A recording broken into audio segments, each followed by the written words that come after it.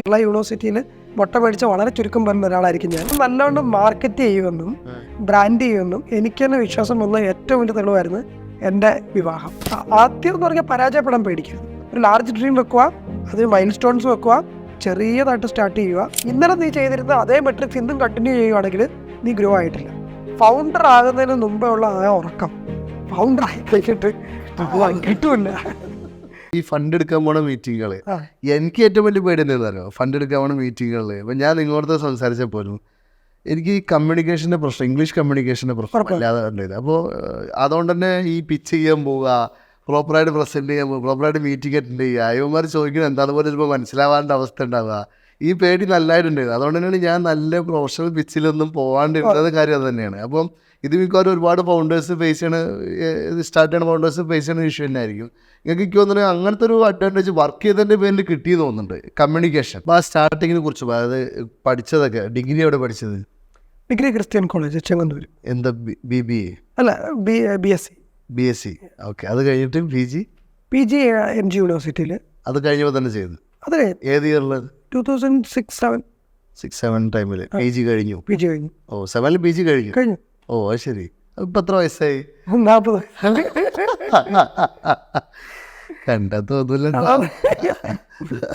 അപ്പോൾ സന്തോഷം. അപ്പോൾ 2007 PG കഴിഞ്ഞിട്ട് എന്ത് ചെയ്ത്? PG കഴിഞ്ഞിട്ട് MBA എടുത്തത്. മാസ്റ്റേഴ്സ് ഇൻ ഹോസ്പിറ്റൽ മാനേജ്മെൻറ്റ് എന്ന് പറയും. അതൊരു പുതിയ കോഴ്സായിരുന്നു. MBA തന്നെ ഒരു ഹോസ്പിറ്റലുകൾക്ക് വേണ്ടി മാത്രമാണ്. ഓക്കെ. ഏത് കോളേജാണ്? MG university, Kottayam. MG. ഏത് കോളേജ്? അതിൻ്റെ അടിയിൽ തന്നെയുള്ളതാണ് സ്കൂൾ ഓഫ് മെഡിക്കൽ എഡ്യൂക്കേഷൻ എന്ന് പറയും. പക്ഷേ അത് MG യൂണിവേഴ്സിറ്റിക്ക് അതായി. ഓക്കെ. അപ്പോൾ അത് കഴിഞ്ഞിട്ട് നേരെ വർക്ക് ചെയ്യാൻ കയറിയോ? ജോലി കിട്ടിയോ? എന്താ അവസ്ഥ? അല്ല, അത് കഴിഞ്ഞപ്പോഴായിരുന്നു അപ്പോളോയിൽ. നേരെ കിട്ടിയില്ല. ഞാൻ അത്ര പഠിക്കുന്നതിൽ അത്ര മുമ്പിലൊന്നും അല്ലായിരുന്നു. അതിലെന്തോ ഒരു കഥ ഉള്ള പോലെ എനിക്ക് പണ്ട് പറഞ്ഞ പോലെ സംഭവം. അല്ലാണ്ടോ, degree first year second year തോറ്റ ആളാണ്. ഫസ്റ്റ് ഇയറിന് ഇംഗ്ലീഷിന് മുട്ട മേടിച്ച്, നിങ്ങളൊന്നും ഇംഗ്ലീഷിൻ്റെ കാര്യം പറഞ്ഞാൽ കേരള യൂണിവേഴ്സിറ്റിയിൽ മുട്ട മേടിച്ച വളരെ ചുരുക്കം പറഞ്ഞ ഒരാളായിരിക്കും ഞാൻ. അപ്പോൾ ഫസ്റ്റ് ഇയറിന് എൻ്റെ മാർക്ക് ഷീറ്റ് എൻ്റെ ഫേസ്ബുക്കിൽ തന്നെ കിടപ്പുണ്ട്. ഫസ്റ്റ് ഇയറിൻ്റെ മുട്ട, സെക്കൻഡ് ഇയറിന് മുട്ട, ഇതെല്ലാം കൂടെ എഴുതിയെടുത്ത് എങ്ങനെയോ കഷ്ടിച്ച് ഡിഗ്രി ജയിച്ചു. PGക്ക് എങ്ങനെയോ ലാസ്റ്റിൽ എല്ലാവരെയും ഒന്ന് റിക്രൂട്ട് ചെയ്തു. നമ്മളെ എടുക്കാൻ മാത്രം ആരുമില്ല. ആ ഒരു അവസ്ഥയിൽ ഇരുന്നപ്പോഴായിരുന്നു എൻ്റെ പ്രൊഫസറിൻ്റെ വീട്ടിൽ ചെന്നിട്ട് ഞാൻ ചോദിച്ചു, എൻ്റെ സാറേ ഇനി നിവർത്തിയില്ല, എല്ലാവർക്കും നമുക്ക് PG കഴിഞ്ഞിട്ട് ഇനി എന്താ തരത്തില്ല, ഡിഗ്രി കഴിയുമ്പോൾ PG എന്നെങ്കിലും ആഗ്രഹമുണ്ട്, PG കഴിഞ്ഞ് ഇനി എന്താ, ഇനിയിപ്പോൾ ജോലി തന്നെ ആൾക്കാർ നോക്കത്തുള്ളൂ. എല്ലാവർക്കും റിക്രൂട്ട്മെൻറ്റായി, നമുക്ക് മാത്രം റിക്രൂട്ട്മെൻറ്റ് ആകുന്നില്ല. ആ ഒരു സമയത്തായിരുന്നു നമ്മുടെ പ്രൊഫസറിൻ്റെ വീട്ടിൽ ചെന്നിട്ട് ഞാൻ ചോദിച്ചു, സാറേ എൻ്റെ സ്വപ്നം ഒരു വലിയ സ്വപ്നം കാണുമ്പോൾ പറയുന്നതിന് കുഴപ്പമൊന്നുമില്ലല്ലോ, ഒരു വലിയ ഹോസ്പിറ്റലിൽ വർക്ക് ചെയ്യണം. ഈ വലിയ ഹോസ്പിറ്റൽ എന്നൊക്കെ പറഞ്ഞു കഴിഞ്ഞാൽ നമ്മുടെ വീടിനടുത്തുള്ള ഒരു 5 നിലയുള്ള ഹോസ്പിറ്റൽ, പറഞ്ഞ പോലെ ആ വലിയൊരു ഹോസ്പിറ്റലിൽ വർക്ക് ചെയ്യണം. ഞാൻ ഇതുവരെ പഠിച്ചില്ല. അപ്പം ആ ഒരു പിച്ച് നമ്മൾ ചെയ്യുമല്ലോ സാറിനോട്, ഇതുവരെ നമ്മൾ പഠിച്ചില്ല, ഇനിയെങ്കിലും ജീവിതത്തിൽ ജീവിക്കണം. എന്തോ ഒരു സങ്കടം കേട്ടിട്ട് സാറ് പറഞ്ഞ്, ഞാൻ ഒരു ഹോസ്പിറ്റലിൽ പറഞ്ഞ് നീ പോകുമെന്ന് ചോദിച്ചു. പറഞ്ഞ് എവിടെ വേണമെങ്കിലും പോകാൻ റെഡിയാണ്, ജീവിതത്തിൽ ഇനിയും വേറെ മാർഗ്ഗമില്ലല്ലോ. ഇറങ്ങി എൻ്റെ കൂട്ടുകാരൻ ഡൽഹി അപ്പോളോയിൽ വർക്ക് ചെയ്യുന്നുണ്ട്, അവിടുത്തെ വൈസ് പ്രസിഡൻ്റാണ്, നീ കത്ത് കൊണ്ട് കൊടുത്താൽ മതി എന്ന് പറഞ്ഞ് വീട്ടിൻ്റെ അമ്മയുടെ സ്വർണ്ണമൊക്കെ പണയം വെച്ച് ട്രെയിൻ കയറി ഡൽഹി ചെന്ന് ഒരു ചെറിയ ഏതോ ഒരു കൂട്ടുകാരൻ്റെ മുറിയിൽ താമസിച്ച് 15 ദിവസം അവിടെ ഇൻറ്റേൺഷിപ്പായിട്ട് ആദ്യം കയറി. ഇൻറ്റേൺഷിപ്പ് കഴിഞ്ഞപ്പോൾ തന്നെ അവിടെ ജോലിക്ക് ഓഫർ കിട്ടി. ഫാദർ ഗൾഫിലായിരുന്നു, മദർ ഹൗസ് വൈഫാണ്, വീട്ടിൽ തന്നെയാണ്. ഞങ്ങളത് വളർത്തുന്നതിന് ഒരു വലിയ ജോലിയായിട്ട്. എത്ര മക്കളായിരുന്നു? 2 മക്കൾ. 2 ആൺമക്കൾ. ഓ, ശരി. അപ്പോൾ അത് നേരെ ഡൽഹി പോയി ജോബ് കിട്ടിയല്ല, 15 ദിവസം അവിടെ ഇൻറ്റേൺഷിപ്പായിരുന്നു ആദ്യം. കാരണം ഈ ഒരു കോളേജിൽ നിന്ന് സാറിൻ്റെ പരിചയം കൊണ്ടാണ് പുള്ളിയുടെ ഡിപ്പാർട്ട്മെൻറ്റിലോട്ട് വരാൻ പറഞ്ഞത്. അപ്പം നമ്മളും ആദ്യമായിട്ടാണ് ഈ കേരളം, അമ്മ അച്ഛൻ ആ ഫുഡൊക്കെ മാറി ഒരു പുതിയൊരു സംസ്ഥാനത്ത് ഇരിക്കാൻ പോകുന്നത്. ഇതുവരെ അങ്ങനെ പോയിട്ടില്ല. അപ്പം അവിടെ ചെന്നപ്പോൾ നമ്മൾ ആദ്യം ഏതെങ്കിലും ഒരു പൈസ അത്ര ഇല്ലല്ലോ അന്ന് കയ്യിൽ, എവിടെയോ ഒരു ചെറിയ റൂമിൽ നിന്ന് നമ്മൾ ഇന്നർ വെയർ മാത്രം ഇട്ടുകൊണ്ടൊക്കെ ആയിരുന്നു ഡൽഹിയിലെ ചൂട്. മേളിൽ കിടന്ന് രാത്രിയിലൊരു ടവലിൻ്റെ വെള്ളമൊക്കെ മുക്കി ശരീരത്തിട്ട് രാവിലെ എഴുന്നേക്കുന്ന ഓരോ അടുത്തുള്ള ഈ അവിടെയൊക്കെ നല്ല ചൂട്, നല്ല തണുപ്പ് മാറി നമ്മൾ പോയ നല്ല ചൂടുള്ള സമയത്ത് നമ്മുടെ സങ്കല്പത്തിലുള്ള ചൂടും അല്ല, അതിന് മേളിലുള്ളൊരു ചൂട്. നമ്മളെന്താ ചെയ്യുന്ന മേളിലൊരു ചാക്ക് വയ്ക്കും, അതിലോട്ട് വെള്ളം ഒഴിക്കും, എന്നിട്ട് അതിനകത്ത് ഇന്നർ വെയർ മാത്രം ഇടും, കിടക്കും, തോർത്ത് വെള്ളത്തിൽ മുക്കിയിട്ടുണ്ടായിരിക്കും, അത് ശരീരത്തിടും. അങ്ങനെയാണ് ഉറങ്ങിപ്പോകുന്നത്. രാവിലെ എഴുന്നേക്കുന്നത് അടുത്തുള്ള ഈ പശുക്കളുടെയൊക്കെ ഇതുണ്ട്, ഈ ഒരു മൈതാനം പോലെ ഉണ്ട്, അവിടുത്തെ ഈച്ച ഉണ്ടല്ലോ, അതും അത് നമ്മളോട് ഇരിക്കാൻ തുടങ്ങും രാവിലെ ഒരു 6 മണിയൊക്കെ ആകുമ്പോൾ. അങ്ങനെയാണ് നമ്മൾ എഴുന്നേക്കുന്നത്. പിന്നെ ഡൽഹിയിലൊരു പൊടിയും ഇതൊക്കെ ആയിരിക്കും തലയിലൊക്കെ. അപ്പം ഈ നമ്മൾ നിൽക്കുന്ന വീട്ടിൽ അത്ര വലിയ ഫെസിലിറ്റി ഒന്നുമില്ല. അപ്പോൾ രാവിലെ നമ്മൾ പാക്ക് ചെയ്ത് ഈ അപ്പോളോടെ ഹോസ്പിറ്റലിൻ്റെ ബാത്റൂമിൽ ചെല്ലും. അവിടെ പോയാണ് കുളിക്കുന്നതും. കാരണം ഈ ഡിപ്പാർട്ട്മെൻറ്റിൽ ചെല്ലുമ്പോൾ നമ്മൾ ഇതൊന്നും കാണിക്കാൻ പറ്റത്തില്ലല്ലോ, നമ്മൾ ഏറ്റവും ബെസ്റ്റിൽ കാണിക്കാൻ പറ്റും.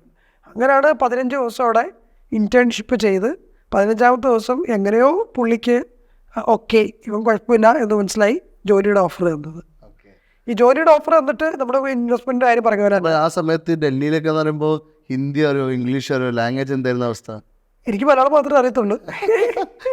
അല്ല, എനിക്ക് ഇംഗ്ലീഷ് അറിയാം, പക്ഷെ എൻ്റെ ഇംഗ്ലീഷ് അവർക്ക് അറിയത്തില്ല, അതാണ് പ്രശ്നം. അപ്പം ഹിന്ദി തീരെ അറിയില്ല. ഹിന്ദി ഒട്ടും അറിയത്തില്ല. ഹിന്ദി ഒട്ടും അറിയത്തില്ല പറഞ്ഞാൽ നമുക്ക് തിരിച്ചങ്ങോട്ട് പോകത്തില്ല, അത്ര കൊണ്ട്. അപ്പം ഇംഗ്ലീഷ് നമുക്ക് പറയാൻ പറ്റും, പക്ഷെ നമ്മൾ പറയുന്നത് അവർക്കോട്ട് മനസ്സിലാവുന്നുണ്ടോ ഇല്ലെന്ന് നമുക്ക് അത്ര വലിയ ഇതൊന്നുമില്ല. അപ്പം ഇവിടെ ജോലി കിട്ടിയെങ്കിലും ജോലിക്ക് ഓഫർ തന്നു. ഈ ഓഫർ കൊണ്ടാണ് തിരിച്ചു വരുന്നത്. പക്ഷേ ഈ ഒരു കാര്യം എന്ന് പറഞ്ഞാൽ, ഈ ഇൻ്റർവ്യൂ സമയത്ത് ഈ HR-ലോട്ടാണ് വിട്ടത്. HR ആണ് ഇൻ്റർവ്യൂ ചെയ്തത്. ഈ പുള്ളിയുടെ ഒരു ചിരി, കാരണം ഹിന്ദി അറിയാം, നിങ്ങൾ ഈ പറഞ്ഞ പോലെ തന്നെ ഹിന്ദി അറിയത്തില്ല, മല്ലു വന്നു, നീ ഇവനെ ഇംഗ്ലീഷ് ഹിന്ദിയൊക്കെ പഠിച്ച് ഇവിടെ എങ്ങനെയാണ് നിൽക്കാൻ പോകുന്നത് എന്നുള്ള ഒരു പുച്ഛം നമുക്ക് കാണാൻ പറ്റും. അതിൽ നിന്ന് തിരിച്ചു വന്നിട്ട് ഞാൻ പുള്ളിക്ക് എന്നേക്ക് ജോലി തന്ന വൈസ് പ്രസിഡൻറ്റിന് മെയിൽ അയച്ചു, ഞാനിവിടെ ജോയിൻ ചെയ്യുന്നില്ലെന്ന് പറഞ്ഞ്. അതായിരുന്നു ഒരു ലൈഫിലെ ഒരു ഫസ്റ്റ് ടേണിംഗ് പോയിന്റ്. VP ആണോ? അല്ലല്ല, ഈ HR-ലോട്ട് വിട്ടല്ലോ. ഈ HR-ൽ ഇൻ്റർവ്യൂ നടന്നുകൊണ്ടിരുന്നു. പുച്ഛിച്ചെന്ന് പറഞ്ഞാൽ നമുക്ക് അറിയാൻ പറ്റും. നേരിട്ടങ്ങ് പറയാമെന്നല്ല, ഇവരിനി ഇംഗ്ലീഷ് അപ്പം പറഞ്ഞ് അപ്പോൾ നമുക്ക് മനസ്സിലായി നമ്മൾ എന്തൊക്കെയോ പുറയിലാണ്.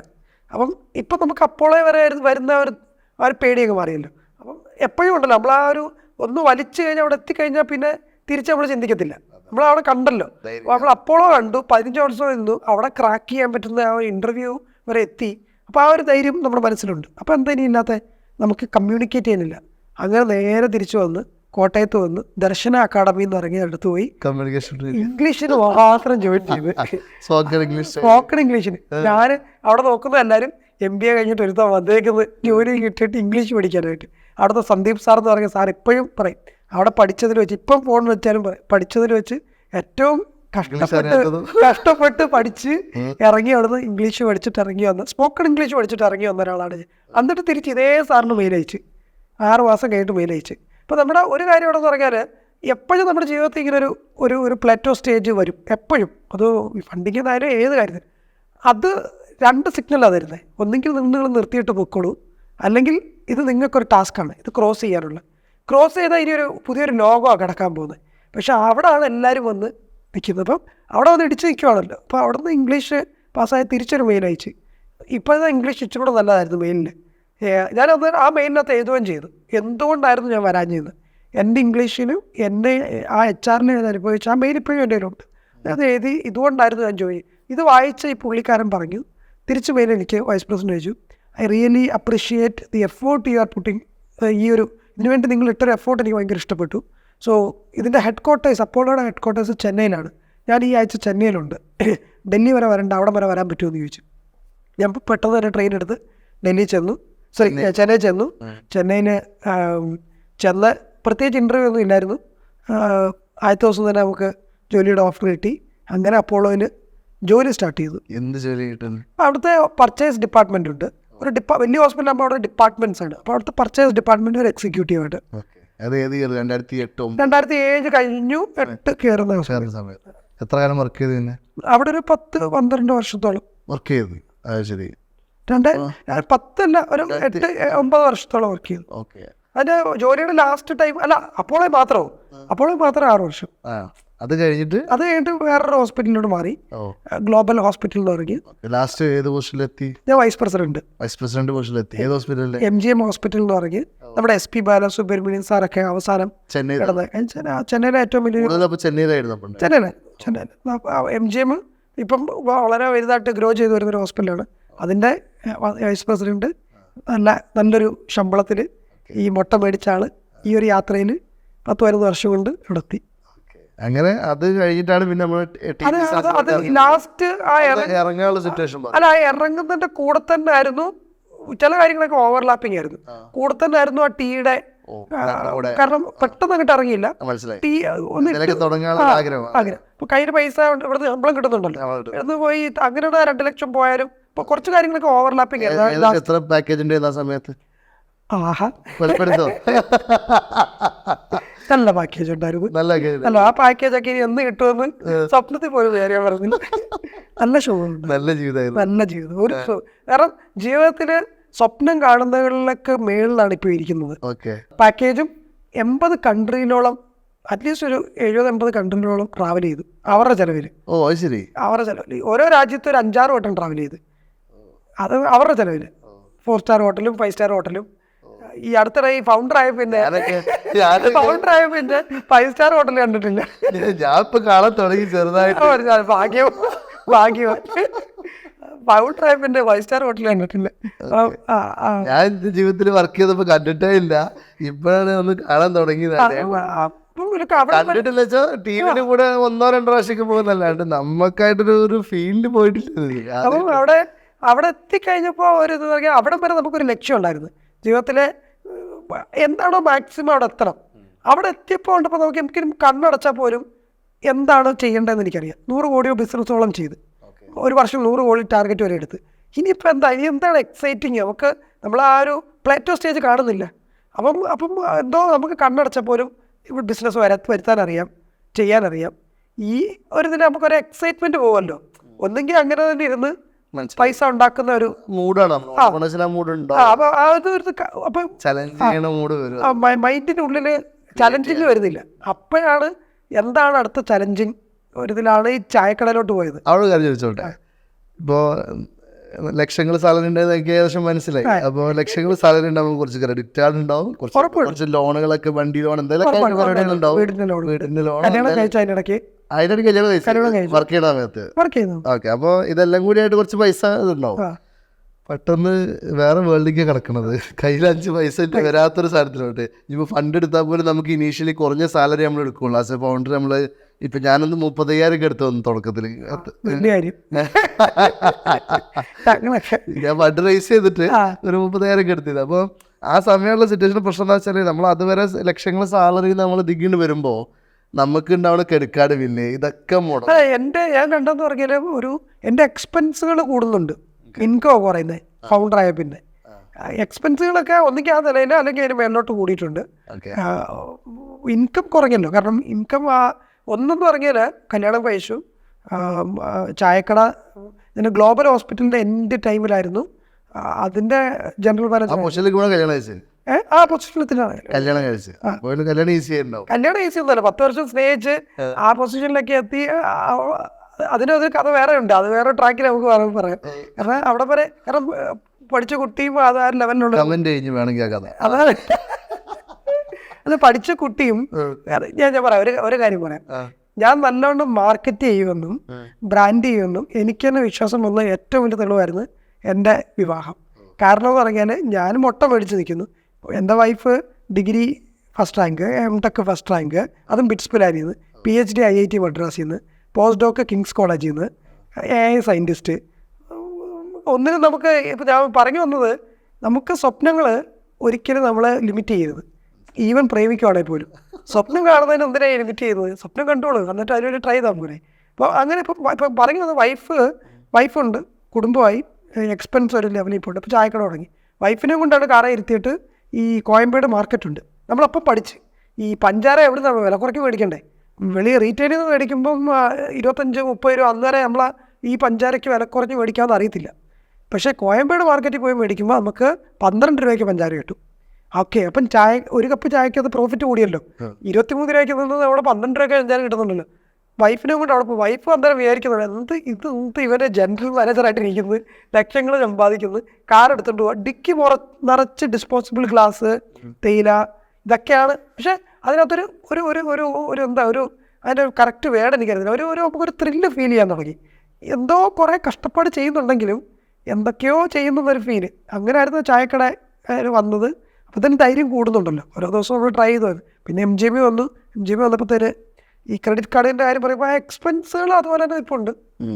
അപ്പോൾ ഇപ്പോൾ ഉള്ളപ്പോൾ ആ ഒരു സമയത്ത് ജോലി ഉള്ളപ്പോൾ ഉള്ളൊരു ഒന്നുകൂടി ഫ്രീ ഉള്ള ഒരു ടൈം ആണല്ലോ, കുറച്ചുകൂടി അങ്ങനെ ഇൻകം വരുന്നു, നമ്മൾ ഒരുപാട് ടെൻഷൻ അടിക്കും, എക്സ്പെൻസ് ഇല്ല.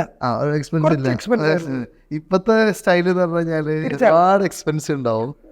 ലൈഫ് ഒന്ന് നമ്മുടെ പ്രായം ക്യാച്ചപ്പ് ചെയ്യുന്നു. നമ്മളൊരു 20 വയസ്സിലല്ല ഇപ്പം, നമുക്കിനിയും പോയി റീസ്റ്റാർട്ട് ചെയ്ത് വന്ന് ഇപ്പോൾ ഒന്നാലും ചോദിക്കും, ഞാനൊരു ഫൗണ്ടറായി, എനിക്ക് തിരിച്ചിനി ഇൻഡസ്ട്രിയിലോട്ട് ചെല്ലണമെങ്കിൽ ക്യാച്ചപ്പ് ചെയ്യണം, അല്ലെങ്കിൽ ഞാൻ എന്തൊക്കെയോ വിട്ടിട്ടാണ് വന്നത്. സോ ഇതൊക്കെ നമ്മൾ അന്ന് ഇപ്പോൾ പേടിയില്ല. പക്ഷെ അന്ന് ഞാനിനി ഇറങ്ങിക്കഴിഞ്ഞാൽ ഈ റൂട്ടിൽ സക്സസ് ആയില്ലെങ്കിൽ എന്നാ ചെയ്യും, കാരണം എല്ലാം പോയില്ലേ. സോ എക്സ്പെൻസുകൾ അതുപോലെ തന്നെ കൂടിക്കൊണ്ടിരുന്നു. ക്രെഡിറ്റ് കാർഡ് ബില്ലും, ക്രെഡിറ്റ് കാർഡിനേക്കാൾ കൂടുതൽ ലോണുകൾ, ഹോം ലോൺസ്, അടുത്ത മാസവും EMI കറക്റ്റായിട്ട് വരുമല്ലോ. അപ്പം ആ ലോണുകളൊക്കെ അതുപോലെ തന്നെ നിന്ന്, പക്ഷേ കുറച്ചൊക്കെ മാനേജ് ചെയ്ത്. പക്ഷെ ആ പേടിയേക്കാളും കൂടുതലും ഈ ഇതിനകത്തുള്ളൊരു ത്രില്ല് കൂടിയുണ്ട്, എങ്ങനെയാലും ചെയ്തേ പറ്റത്തുള്ളൂ. കാരണം ഇത് എങ്ങനെയാലും കാരണം എനിക്കൊരു പൈസ ഉണ്ടാക്കണമെന്ന് പറഞ്ഞ് ഇറങ്ങിയല്ല, നമ്മളത് കണ്ടു, പൈസ ഉണ്ടാക്കണമെന്ന് പറഞ്ഞ് ഇറങ്ങിയല്ല. അപ്പോൾ അതിനെക്കുറിച്ച് ഇനി അറിയുകയും ചെയ്യണ്ട. ഇവിടെ കണ്ട കാര്യം വേറെയാണ്, അപ്പം അതിനകത്തുനിന്ന് കിട്ടുന്ന ഹരവും വേറെയാണ്, പൈസയ്ക്കകത്തുനിന്നുള്ള. അപ്പം നമ്മൾ ഒത്തിരി സ്കെയിൽ ഡൗൺ ചെയ്തു. അന്ന് വരെ നമ്മൾ പോയിരുന്ന, ഞാൻ എൻ്റെ വൈഫിനോടും പറഞ്ഞിട്ടുണ്ട്, കാറിൽ ഓൾഡ് മദ്രാസ് കോഫി ഹൗസ് എന്ന് പറഞ്ഞൊരു, ഓൾഡ് മദ്രാസ് കഫേ എന്ന് പറഞ്ഞൊരു നല്ലൊരു ബിസ്ട്രോ കഫേ ചെന്നൈയിലുണ്ട്. അതിൻ്റെ ഫ്രണ്ടിൽ കൂടെ ക്രോസ് ചെയ്തപ്പോൾ വൈഫിനോട് പറഞ്ഞു, ഇനിയും നിനക്കിവിടെ കയറണമെന്ന് വിചാരിച്ചാൽ നടക്കാൻ പോകുന്നില്ല, ഈ കയറണമെങ്കിൽ ഇപ്പം കയറിക്കോ, ഞാൻ നിന്നെ കൊണ്ടുപോകാം. അപ്പോൾ അങ്ങനെ തന്നെ പറഞ്ഞ് അനുഭവങ്ങൾ ഒത്തിരി ഉണ്ട്. കാരണം ഇനിയും നമുക്കറിയത്തില്ലല്ലോ ഈ ഒരു പരിപാടി കിട്ടാൻ തുടങ്ങിക്കഴിഞ്ഞാൽ പറ്റില്ല. ഇനി വേറെ കാര്യം ചോദിച്ചോട്ടെ, ഇപ്പോൾ എല്ലാവർക്കും ഉണ്ടാവുന്ന ഒരു കൺഫ്യൂഷനാണ്. ഇപ്പോൾ ഒരു സ്റ്റാർട്ടപ്പ് ബിൽഡ് ചെയ്യുന്ന സമയത്ത്, ഇപ്പോൾ മൈക്കറിൻ്റെ കേസിൽ ഇപ്പോൾ 2 co-founders വന്നതാണ്. അപ്പോൾ ഈ co-foundersനെ ആഡ് ചെയ്യണ സമയത്ത് തന്നെ ഇവരോട് ഇക്വിറ്റി ഷെയർ ഒക്കെ പ്രോപ്പറായിട്ട് പറഞ്ഞിട്ടുണ്ടായിരുന്നു ആദ്യം തന്നെ, അതോ ജസ്റ്റ് അത് തുടങ്ങിയതിന് ശേഷം പിന്നെ കുറേ കഴിഞ്ഞ് ഫണ്ടിങ്ങിൻ്റെ സമയത്താണ് ഇക്വിറ്റി ഷെയറിനെ കുറിച്ച് വീതിക്കാൻ തുടങ്ങുന്നത്? അത് അതിനെക്കുറിച്ച് എന്തെങ്കിലുമൊക്കെ ക്ലാഷ് ഉണ്ടായി, അല്ലെങ്കിൽ അങ്ങനെ എന്തെങ്കിലും പ്രശ്നങ്ങൾ ഉണ്ടായിട്ടുണ്ടോ? ഇല്ല. സോ ഞാനും co-founders കൂടെ നോക്കുകയാണെങ്കിൽ, ഞാൻ കുറേ നാളായിട്ട് ഈ സ്റ്റാർട്ടപ്പ് തുടങ്ങണമെന്ന് പറഞ്ഞ് നടക്കുന്നുണ്ട്. അപ്പം co-foundersൻ്റെ ഫസ്റ്റ് സ്റ്റാർട്ടപ്പാണിത്. അപ്പം ഞാൻ ഇതിനു മുമ്പേ ഇതിനു വേണ്ടി ഇറങ്ങി, 3 പേരും ഫ്രഷേഴ്സാണ്. 3 പേരും ഫ്രഷേഴ്സാണ് ഓവറോള്. 2 എക്സ്പീരിയൻസ് ഉണ്ട്. അതാ എനിക്ക് 2 തോറ്റ എക്സ്പീരിയൻസ് ഉണ്ട്. സോ എൻ്റെ ഇതിനകത്ത് അപ്പം ഈ co-foundersൻ്റെ അടുത്ത് നമ്മൾ ഇക്വിറ്റി പോകുന്നതിന് മുമ്പ് തന്നെ ഈ co-founderആയിട്ട് വരുന്നവർക്ക് നമ്മൾ ഈ കാണുന്ന പ്രോബ്ലം അതേ സ്കെയിലിൽ തന്നെ സോൾവ് ചെയ്യണമെന്ന് ആഗ്രഹമുള്ളവരാണോ എന്ന് അറിയണം. കാരണം ഇവരെന്ത് ഉദ്ദേശത്തിലാണ് തുടങ്ങുമല്ലേ എന്ന് പറഞ്ഞ് വരുവാണോ, നമ്മൾക്ക് സ്നേഹമുണ്ട്, നമുക്ക് അവരെ വിശ്വാസമുണ്ട്. പക്ഷെ നമ്മൾ ഒന്നും വിട്ടു പറയാനും, ഇപ്പം ഞാൻ എന്നാ ചെയ്തെന്ന് പറഞ്ഞാൽ ആദ്യം ഒന്നും വിട്ടു പറഞ്ഞില്ല. ഇപ്പം ഞാൻ എൻ്റെ മനസ്സിൽ ഞാൻ ഇതാണ് ഇക്വിറ്റി, അല്ലെങ്കിൽ ഇതാണ് നിങ്ങൾ co-founder എന്നുള്ള സ്റ്റാറ്റസ് പോലും പറഞ്ഞിട്ടില്ല. നിങ്ങൾ ഈ ഒരു ഇതിൽ CTO അല്ലെങ്കിൽ CPO വരാൻ താല്പര്യമുണ്ടോ എന്ന് മാത്രമേ ചോദിച്ചുള്ളൂ. അതിനകത്തൊരു താല്പര്യം കാണിച്ചു, അപ്പോൾ തന്നെ അവർ ടിക്ക് നമ്പർ 1 ആയി. സോ അവരൊന്നും എക്സ്പെക്റ്റ് ചെയ്യുന്നില്ല. സോ അങ്ങനെ പല കാര്യങ്ങളും നമ്മൾ വാലിഡേറ്റ് ചെയ്യുമല്ലോ. ഓക്കെ, ഇദ്ദേഹം എന്തിനാണ് എൻ്റെ കൂടെ നിൽക്കുന്നതെന്ന് നമ്മൾ ഇപ്പോഴത്തെ co-founderന് ഇന്നത്തെ രീതിയിലല്ല ചിന്തിക്കുന്നത്. അന്ന് ഞാൻ നിൽക്കുമ്പം ഇതൊക്കെ നമ്മുടെ മനസ്സിൽ വരുമല്ലോ, എന്തായിരിക്കും എന്നുള്ളത്. പക്ഷേ ഞാൻ ആദ്യം പോലെ കണ്ടത്, അവർ ഈ പ്രോബ്ലത്തിനെ എങ്ങനെങ്കിലും ആ സ്കെയിലിൽ പോയി സോൾവ് ചെയ്യണം. ആ ഇത് കണ്ടപ്പോഴാണ് ഒരു പോയിന്റ് എത്തിയപ്പോഴാണ് ഞാൻ അവരോട് പറയുന്നത്, അതും കമ്പനി തുടങ്ങി ഒരു പോയിന്റ് എത്തിയപ്പോഴാണ് ഞാൻ അവരോട് പറയുന്നത്, നിങ്ങളും കമ്പനിയുടെ co-foundersആണ് ഇക്വിറ്റി. അപ്പം അവർ നോക്കുമ്പോൾ അവർക്കൊരു ഇതുവരെ അതിനെക്കുറിച്ച് ആഗ്രഹിച്ചിട്ടില്ല, എന്നാൽ അത് ഒരു പുതിയൊരു വാലിഡേഷൻ, അവർക്കും ഒരു വാലിഡേഷനായി. സോ അങ്ങനെയാണ് വന്നത്. അപ്പം എല്ലാം ആദ്യം അങ്ങ് ഇക്വിറ്റി ഷെയർ കട്ട് ചെയ്യുന്ന വസ്തു ഇതാ മേടിച്ചത്, നിനക്ക് എത്ര ചെയ്തെന്ന് പറയാം. അപ്പോൾ അവിടെ ഒരു കൺവിക്ഷൻ എനിക്ക് ഫീൽ ചെയ്തില്ല. സ്വന്തം പറയായിരുന്നു, പക്ഷേ അതിന് കൂടുതൽ ഞാൻ ഉദ്ദേശിച്ചത് ഇത് ഹെൽത്ത് കെയർ ആണ്, ഇതിനകത്ത് പേഷ്യൻസ്, ഇപ്പം അതിനകത്ത് കുറേ ഇമോഷൻസ് ഉണ്ട്.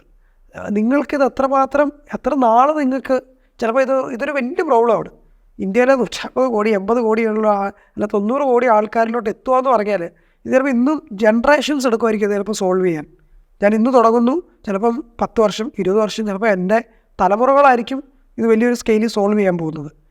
അപ്പം അതൊരു ലോങ് ജേണിയാണ്. അപ്പോൾ എൻ്റെ കൂടെ ആ ലോങ് ജേണിയിൽ ഇവരുണ്ടോ ഇല്ലയോ എന്നാണ് ഞാൻ നോക്കിയത്. ഉണ്ടെന്നുള്ള വാലിഡേഷൻ വന്നപ്പോഴാണ് ഇക്വിറ്റി ഡിസ്കഷനിലോട്ടൊക്കെ വരുന്നത്. ഇനി ഇതിൽ ഇപ്പോൾ ആസ് എ ഫൗണ്ടർ നമുക്ക് എന്തൊക്കെ മെയിൻ സ്കില്ലുകളാണ് അച്ചീവ് ചെയ്യേണ്ടത്? ഒരു പുതിയൊരാൾ തുടങ്ങുകയാണെങ്കിൽ അവരെന്തെങ്കിലും ഫോക്കസ് ചെയ്ത് പഠിക്കേണ്ട എന്തൊക്കെ സ്കില്ലുകളാണ് മെയിനായിട്ട് ടോപ്പിക്കുകൾ പറയുകയാണെങ്കിൽ? സെയിൽസ് ഒബ്വിയസ്ലി പഠിക്കണം നമ്മൾ. ഏറ്റവും ഒരു ബിസിനസ് ഞാനൊരു സ്റ്റാർട്ടപ്പ് ഫൗണ്ടർ സ്കെയിലബിൾ ആ ഒരു തോട്ടിലായിരിക്കും പറയുന്നത്. ആദ്യം എന്ന് പറഞ്ഞാൽ പരാജയപ്പെടാൻ പേടിക്കരുത്. എത്ര ഒന്നതാണ് പരാജയത്തിനെ പേടിക്കുകയോ റിജക്ഷൻസ് സഹിക്കുക, അത് പഠിക്കുക, അത് നിങ്ങളെ ഒരു പാഠം പഠിപ്പിച്ചു. 2, നിങ്ങൾ എന്താണോ ചെയ്യേണ്ടത് എല്ലാം വിറ്റ് മറിക്കാൻ ആദ്യം ചെയ്യരുത്. നിങ്ങൾക്കൊരു ലാർജ് ഡ്രീം വേണം ഉറപ്പായിട്ടും. ആ ഡ്രീം എന്ന് പറയുന്നത് ഒരിക്കലും നിങ്ങളുടെ ടാർഗറ്റ് ആയിരിക്കരുത്. എനിക്കിപ്പം എനിക്ക് MBBS പഠിക്കണം, അതാണ് എൻ്റെ ഡ്രീം എന്ന് പറഞ്ഞു കഴിഞ്ഞാൽ ഞാൻ ഡോക്ടറാകുമ്പോൾ എക്സൈറ്റ്മെൻറ്റ് പോകും. അപ്പോൾ എനിക്ക് ഇന്ത്യയിലുള്ള 100 കോടികളോളമുള്ള ഡയബറ്റീസ് പേഷ്യൻസിനെ ട്രീറ്റ് ചെയ്യണം, അതൊരു ഡ്രീം ആക്കണം. എന്നിട്ട് എനിക്കതിന് ഡോക്ടറാകണം, അതിനൊരു മൈൽ സ്റ്റോൺ വെക്കണം. എന്നിട്ട് ഞാൻ ഇന്ന് പോലും പഠിക്കാൻ തുടങ്ങണം. അപ്പോൾ അതുപോലെ തന്നെ ഫൗണ്ടറിന് ഒരു ലാർജ് ഡ്രീം വേണം. ആ ഡ്രീം എന്നും നീ ഉറങ്ങാൻ പോകുമ്പോഴും ഇനക്കുമ്പോഴും നിൻ്റെ ഉറക്കം കെടുത്തുന്ന സാധനമായിരിക്കണം. അതായിരിക്കണം. കാരണം ഇന്ന് അച്ചീവ് ചെയ്യാൻ പറ്റരുത്. 2, നീ അതിലോട്ട് എത്താനൊരു മൈൽ സ്റ്റോൺ വെക്കണം. 10 വർഷം എത്തണം, 5 വർഷം എത്തണം, അടുത്ത മാസം ഞാൻ എന്ത് ചെയ്യണം, എന്നിട്ട് നീ ഒരാഴ്ച കൊണ്ട് എന്ത് ചെയ്യാൻ പറ്റും, അതിനാണ് സ്റ്റാർട്ട് ചെയ്യേണ്ടത്. മിക്കവാറും ഞാൻ കാണുന്നത് എല്ലാവരും തിരിച്ചാണ് വെക്കുന്നത്. ലാർജ് ആയിട്ട് തുടങ്ങും, എന്നിട്ട് അതിന് വേണ്ട മൈൽ സ്റ്റോൺ അതിനൊരു മൈൽ സ്റ്റോൺ കൊണ്ടുവെക്കും. എന്നിട്ട് ആ മൈൽ സ്റ്റോൺ വെച്ചിട്ട് അതിനെക്കുറിച്ച് സ്വപ്നം കാണും. സ്വപ്നങ്ങൾ അപ്പോൾ അതാണ് ഈ ഒരു പ്രോസസ്സിൻ്റെ അകത്തൊരു വ്യത്യാസം വരുന്നത്. സോ ഒരു ലാർജ് ഡ്രീം വെക്കുക, അതിന് മൈൽ സ്റ്റോൺസ് വെക്കുക, ചെറിയതായിട്ട് സ്റ്റാർട്ട് ചെയ്യുക. ഇതൊക്കെ മനസ്സിൽ കാണണം ആദ്യം. ഇതൊന്നും കാണാതെ ഞാനിപ്പം സ്റ്റാർട്ട് ചെയ്തു, ഞാൻ ഇപ്പം ഡ്രീം ഇത് അത് സക്സസ് ആകട്ടെ എന്നിട്ട് ഞാൻ ഡ്രീം കാണാമെന്ന് കുറച്ച് പേര് ചിന്തിക്കുന്നുണ്ട്. ആമയും മുയലിൻ്റെ ഒരു കഥ ഞാൻ പറയാം. ഇതിനകത്ത് ഈ മുയൽ ഉറങ്ങുന്നിടം വരെ നടന്നൊരു ആമയുണ്ട്. ഈ ആമയ്ക്ക് എത്രമാത്രം ആൾക്കാർ കൂവിക്കാണും, എത്രമാത്രം കളിയാക്കി കാണും. ഈ ആമയ്ക്കും അറിയത്തില്ല മുയൽ അവിടെ ഉറങ്ങുന്നുണ്ടെന്ന്. മുയലിനെ ഉറങ്ങുന്ന കണ്ട് കേട്ട് നടന്ന ആമയുടെ ആറ്റിറ്റ്യൂഡ് വേറെ ആയിരിക്കും. ആ കഥയായിരിക്കും എല്ലാവരും കേട്ടിട്ടുള്ളത്. പക്ഷെ അവിടം വരെ നടക്കുന്ന ഒരു ഫൗണ്ടർ ഉണ്ടല്ലോ, കാരണം അയാളുടെ സ്വപ്നത്തിൻ്റെ ഒരു കണിക പോലും ലൈറ്റ് കാണാതെ അയാൾ പിന്നെയും പുഷ് ചെയ്തുകൊണ്ടിരിക്കുക. കേൾക്കുന്നത് മൊത്തം റിജക്ഷൻസ് മാത്രമാണ്, കേൾക്കുന്നത് മൊത്തം കൂക്കൽ മാത്രമാണ്. എന്നിട്ടും നടന്നൊരു ഇതുണ്ടല്ലോ, അതായിരിക്കണം ഫൗണ്ടർ എന്ന് പറയുന്നത്. ഒന്നാമത്തത്. 2-മത്തെന്ന് പറയുന്നത് ഈ ഒരു ലാർജ് ഡ്രീം വേണം. ആ ലാർജ് ഡ്രീമിന് അത് സോൾവ് ചെയ്യാനായിട്ടായിരിക്കണം ഇറങ്ങിത്തിരിക്കേണ്ടത്. അതിനൊരു മൈൽ സ്റ്റോൺ വെക്കണം, എന്നിട്ട് ചെറിയതായിട്ട് എന്തെങ്കിലും സ്റ്റാർട്ട് ചെയ്യണം, എന്നിട്ട് അതേ പ്രോസസ്സിൽ തന്നെ പോകാൻ വേണം. മൈൽ സ്റ്റോൺ വെച്ചിട്ടുണ്ടല്ലോ, 1 മാസം കൊണ്ട് ഇറക്കേണ്ടതാണ് MVP, അല്ലാതെ 1 വർഷം കൊണ്ട് ഇറക്കേണ്ടതല്ല MVP. ചിലരൊക്കെ ഡ്രീം തന്നെ MVP വെക്കുന്നത്. അത് MVP വർക്ക് ചെയ്തിട്ട് അടുത്ത കാര്യം 1 മാസം കൊണ്ട് ഇറക്കുക, അല്ലെങ്കിൽ ഒരാഴ്ച കൊണ്ട് ഇറക്കുക, MVP പോവുക, അതിന് മൈൽ സ്റ്റോൺ വെക്കുക. അപ്പോഴേ ആ ഒരു ഇത്. 3-മത്തേന്ന് പറഞ്ഞാൽ അപ്പോൾ ഈ 2 കാര്യങ്ങളിലോട്ട് എത്തിക്കഴിയുമ്പോഴാണ് 3-മത്തെ കാര്യം വരുന്നത്. 3-മത്തെ കാര്യങ്ങൾ നിങ്ങൾ ചോദിച്ച സ്കില്ലുകൾ എന്ന് പറഞ്ഞാൽ ഈ ഒരു പ്രോസസ്സിൽ കൂടെ പോകുമ്പം നിങ്ങൾ തന്നെ ഒരു മെയിനായിട്ട് 3-4 കാര്യങ്ങളാണ്. കാരണം ഒരു ഫൗണ്ടർ എന്ന് പറയുമ്പം എല്ലാ കാര്യങ്ങളും അറിഞ്ഞിരിക്കണം. സോ നിങ്ങളുടെ ഫൈനാൻസ് എന്താണെന്ന് അറിയണം, നിങ്ങളുടെ സെയിൽസ് എന്താണെന്ന് അറിയണം. ഒന്നിനകത്ത് എക്സ്പേർട്ട് ആണോ എന്നല്ല പറയുന്നത്, പക്ഷെ ലാംഗ്വേജ് അറിയണം. ഈവൻ കഥ പറയുന്നത് പോലും ഞാൻ എൻ്റെ ക്ലയൻറ്റിനോട് പറയുന്ന സെയിം കഥയായിരിക്കും, പക്ഷെ ക്ലയൻറ്റിനോട് പറയുന്ന എക്സ്പ്ലനേഷനും ഇൻവെസ്റ്ററിനോട് പറയുന്ന എക്സ്പ്ലനേഷനും എൻ്റെ വീട്ടിൽ എൻ്റെ അമ്മയോട് ഞാൻ എന്താ ചെയ്യുന്നതെന്ന് പറയുന്ന എക്സ്പ്ലനേഷനും എല്ലാം വേറെ രീതിയിലായിരിക്കും. അപ്പം അതെനിക്ക് ആദ്യം അറിയത്തില്ലായിരുന്നു. ഞാൻ എല്ലാവരോടും സെയിം കാര്യമല്ലേ പറയുന്നത്, പിന്നെ എല്ലാവരോടും ഒന്ന് തന്നെ പറഞ്ഞാൽ പോലെ. പക്ഷേ ഞാൻ മനസ്സിലാക്കിയത് 3 പേരോടും പറയുന്നത് 3 ആംഗിളിലാണ്. അപ്പം ഒരു സ്കില്ലിൻ്റെ കാര്യത്തിൽ തന്നെ ഫൈനാൻസ്, മെയിനായിട്ട് സെയിൽസ്, ഫൈനാൻസ്, ഡിജിറ്റൽ. ഇപ്പോൾ ഡിജിറ്റൽ യുഗം ആയതുകൊണ്ട് ഡിജിറ്റൽ മാർക്കറ്റിങ്ങിൻ്റെ കാര്യങ്ങൾ, അതിൻ്റെ ഇൻഡെപ്ത് കാര്യങ്ങൾ, ഇതിനൊക്കെ നിങ്ങൾ പുതിയ അണ്ടർസ്റ്റാൻഡ്. അപ്പം നിങ്ങൾ കൂടുതലും നല്ലതെന്ന് പറയുന്നത് ഇതുപോലുള്ള ഇന്റർവ്യൂസ് കേൾക്കുക. പണ്ട് ഞാനൊക്കെ പ്രോട്ടോടൈപ്പ് നിങ്ങളുടെ മാർക്കറ്റിംഗ്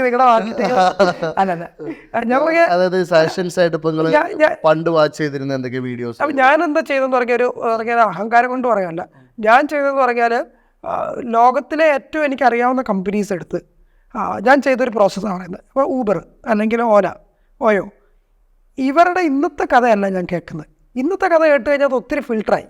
അവർ പറയുന്നതിനകത്ത് ഒരു മെച്യൂരിറ്റി ഉണ്ട്, അവർ പറയുന്ന ആംഗിളും വേറെ ആയിരിക്കും. പക്ഷേ ഇവരുടെ ഇതേ പിച്ച് യൂട്യൂബിൽ എവിടെയെങ്കിലും തപ്പിപ്പിടിക്കും. പഴയത് 13 വർഷം മുമ്പ് റിതീഷ് അഗർവാൾ എന്താണോ പറഞ്ഞത്, അവരെന്ത് പറയുമ്പോഴായിരുന്നു അവരുടെ ഡെക്ക് ഭയങ്കര ക്യൂരിയോസിറ്റി ആയിരുന്നു. ഞാൻ നിൽക്കുന്ന ലെവലിൽ അവരുള്ള സമയത്ത് അവരെന്ത് കാണിച്ചപ്പോഴാണ് ആൾക്കാർക്ക് എക്സൈറ്റ്മെൻറ്റ് വന്നത്, അത് പഠിക്കാൻ തുടങ്ങി.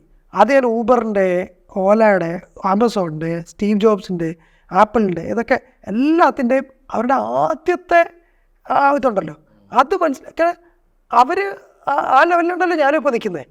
അത് ആ ഇൻ്റർവ്യൂസ്, കാരണം യൂട്യൂബിൽ പോയി എന്ത് സെർച്ച് ചെയ്യണമെന്ന് അറിയത്തില്ലെങ്കിൽ നിങ്ങൾക്ക് കാണുന്ന വഴിയെ നിങ്ങൾ പൊയ്ക്കൊണ്ടിരിക്കും. നിങ്ങൾ അവസാനം ഒരു കാട്ടിൽ പോയി അകപ്പെട്ട പോലെ ഇപ്പോൾ യൂട്യൂബിൻ്റെ ഒരു വലിയ അത്രയും കണ്ടന്റ് ഉണ്ട്. അതിൻ്റെ ഇടയ്ക്ക് ഷോർട്സ്, റീൽസ് ഒക്കെ വന്നിട്ട് നിങ്ങൾ ഉദ്ദേശിച്ചത് എന്തായിരിക്കും, കണ്ടു തീർന്നത് വേറെ വല്ലതും ആയിരിക്കും.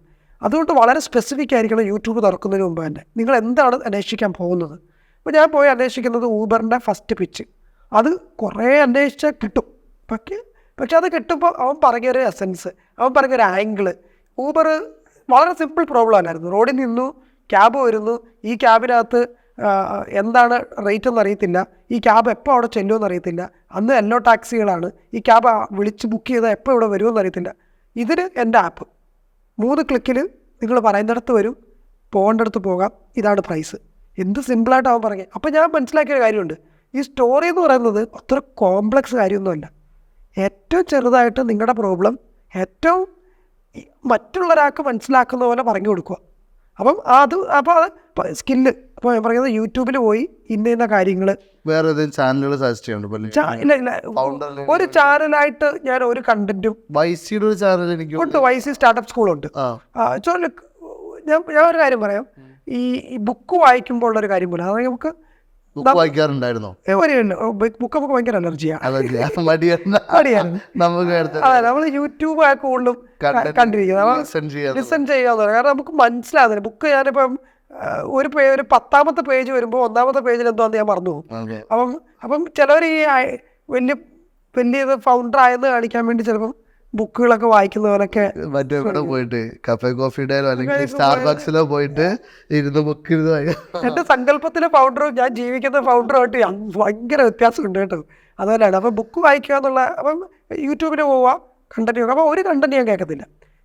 എനിക്ക് ഇൻട്രസ്റ്റിങ് അല്ലെങ്കിൽ എനിക്ക് മനസ്സിലാകുന്ന രീതിയിൽ ആരാണോ പറയുന്നത് അവർക്ക് ചിലപ്പോൾ ഒരു 5 വീഡിയോ ഉള്ളതായിരിക്കും അങ്ങനെ നല്ലത്. ചിലപ്പോൾ 6ാമത്തെ ഇൻ്റർവ്യൂ ആ ഒരു എസൻസ് കാണത്തില്ലായിരിക്കും. അപ്പോൾ ഞാൻ കേൾക്കത്തില്ല. അപ്പോൾ അതുകൊണ്ട് ഒരാളെ ഞാൻ സ്റ്റിക്ക് ചെയ്ത് വെക്കത്തില്ല.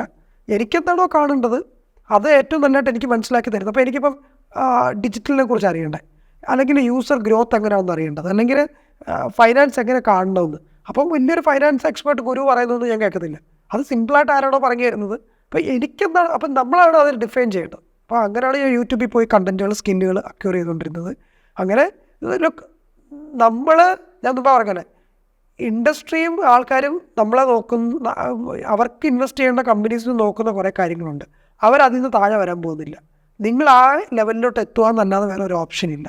അപ്പം നിങ്ങൾ അപ്ഗ്രേഡ് ചെയ്തുകൊണ്ടിരിക്കുക. എത്രമാത്രം നിങ്ങൾ അപ്ഗ്രേഡ് ചെയ്തു അത്രമാത്രം നിങ്ങൾ ചാൻസ് ഇൻവെസ്റ്റ്മെൻറ്റ് കിട്ടാനും നിങ്ങൾ കമ്പനി സ്കെയിൽ ചെയ്യാനുള്ള ചാൻസും കൂടത്തേ ഉള്ളൂ. അപ്പം നിങ്ങളുടെ ഓരോ ദിവസവും അതിന് ഒരു ഡ്രീം മൈൽ സ്റ്റോൺ ഒരു ചെറിയായിട്ട് സ്റ്റാർട്ട് ചെയ്യാൻ പറഞ്ഞ പോലെ തന്നെ ഒരു 3 കാര്യം പറഞ്ഞു കഴിഞ്ഞാൽ, ഇതിനു വേണ്ടി മാത്രമായിട്ട് 3 കാര്യം പറഞ്ഞു കഴിഞ്ഞാൽ, ഒന്ന്, ഇന്നലത്തെക്കാട്ടിലും 1% എങ്കിലും ഇന്ന് ഞാൻ ഇമ്പ്രൂവ് ആയിരിക്കണം. 1% മതി. വലിയ ആന കൊട്ട പോലെ പോയി ഇന്ന് IIM കുറച്ച് നോളജ് കൊണ്ടുവരും, അങ്ങനെയൊന്നും വേണ്ട. എൻ്റെ കമ്പനിയിൽ വെച്ചിരിക്കുന്ന ഒരു പോളിസി അത് തന്നെയാണ്. ഓരോ മെട്രിക്സുകളും കമ്പനിയിലെ ഫൈനാൻസ് ആയാലും ഡിജിറ്റലായാലും ഇന്നലെ നീ ചെയ്തിരുന്ന അതേ മെട്രിക്സ് ഇന്നും കണ്ടിന്യൂ ചെയ്യുകയാണെങ്കിൽ നീ ഗ്രോ ആയിട്ടില്ല. ഇന്നലത്തെ കാര്യം ഇന്നലെ SEO 5000 പേര് വന്നു, ഇന്നും 5000 ആണെങ്കിൽ എന്താ നമ്മൾ ചെയ്തത്? ഇമ്പ്രൂവ്. സോ ഇന്നലത്തെ കാര്യം ഒരു പോയിൻ്റെങ്കിലും നിങ്ങൾ ഇമ്പ്രൂവ്മെൻറ്റ് വരണം. 2, നിങ്ങൾ ഇതിനൊക്കെ ഒരു ടൈമുണ്ട്. എന്ന് പറഞ്ഞാൽ ഇന്ന് ഒരാളെ ഞാൻ കെട്ടിക്കഴിഞ്ഞാൽ 9 മാസം കൊണ്ട് പ്രഗ്നൻ്റായി ഡെലിവറായി എന്ന് പറഞ്ഞാൽ ഞാൻ 9 വരെ ഇന്ന് കെട്ടിക്കഴിഞ്ഞാൽ നാളെ എല്ലാവരും കൂടെ ഡെലിവർ ആകത്തില്ല. അതിന് 9 മാസം തന്നെ വേണം. അപ്പം ഒരു ടൈമുണ്ട്. അപ്പോൾ ആ ടൈം നിങ്ങൾ അക്സെപ്റ്റ് ചെയ്യുക.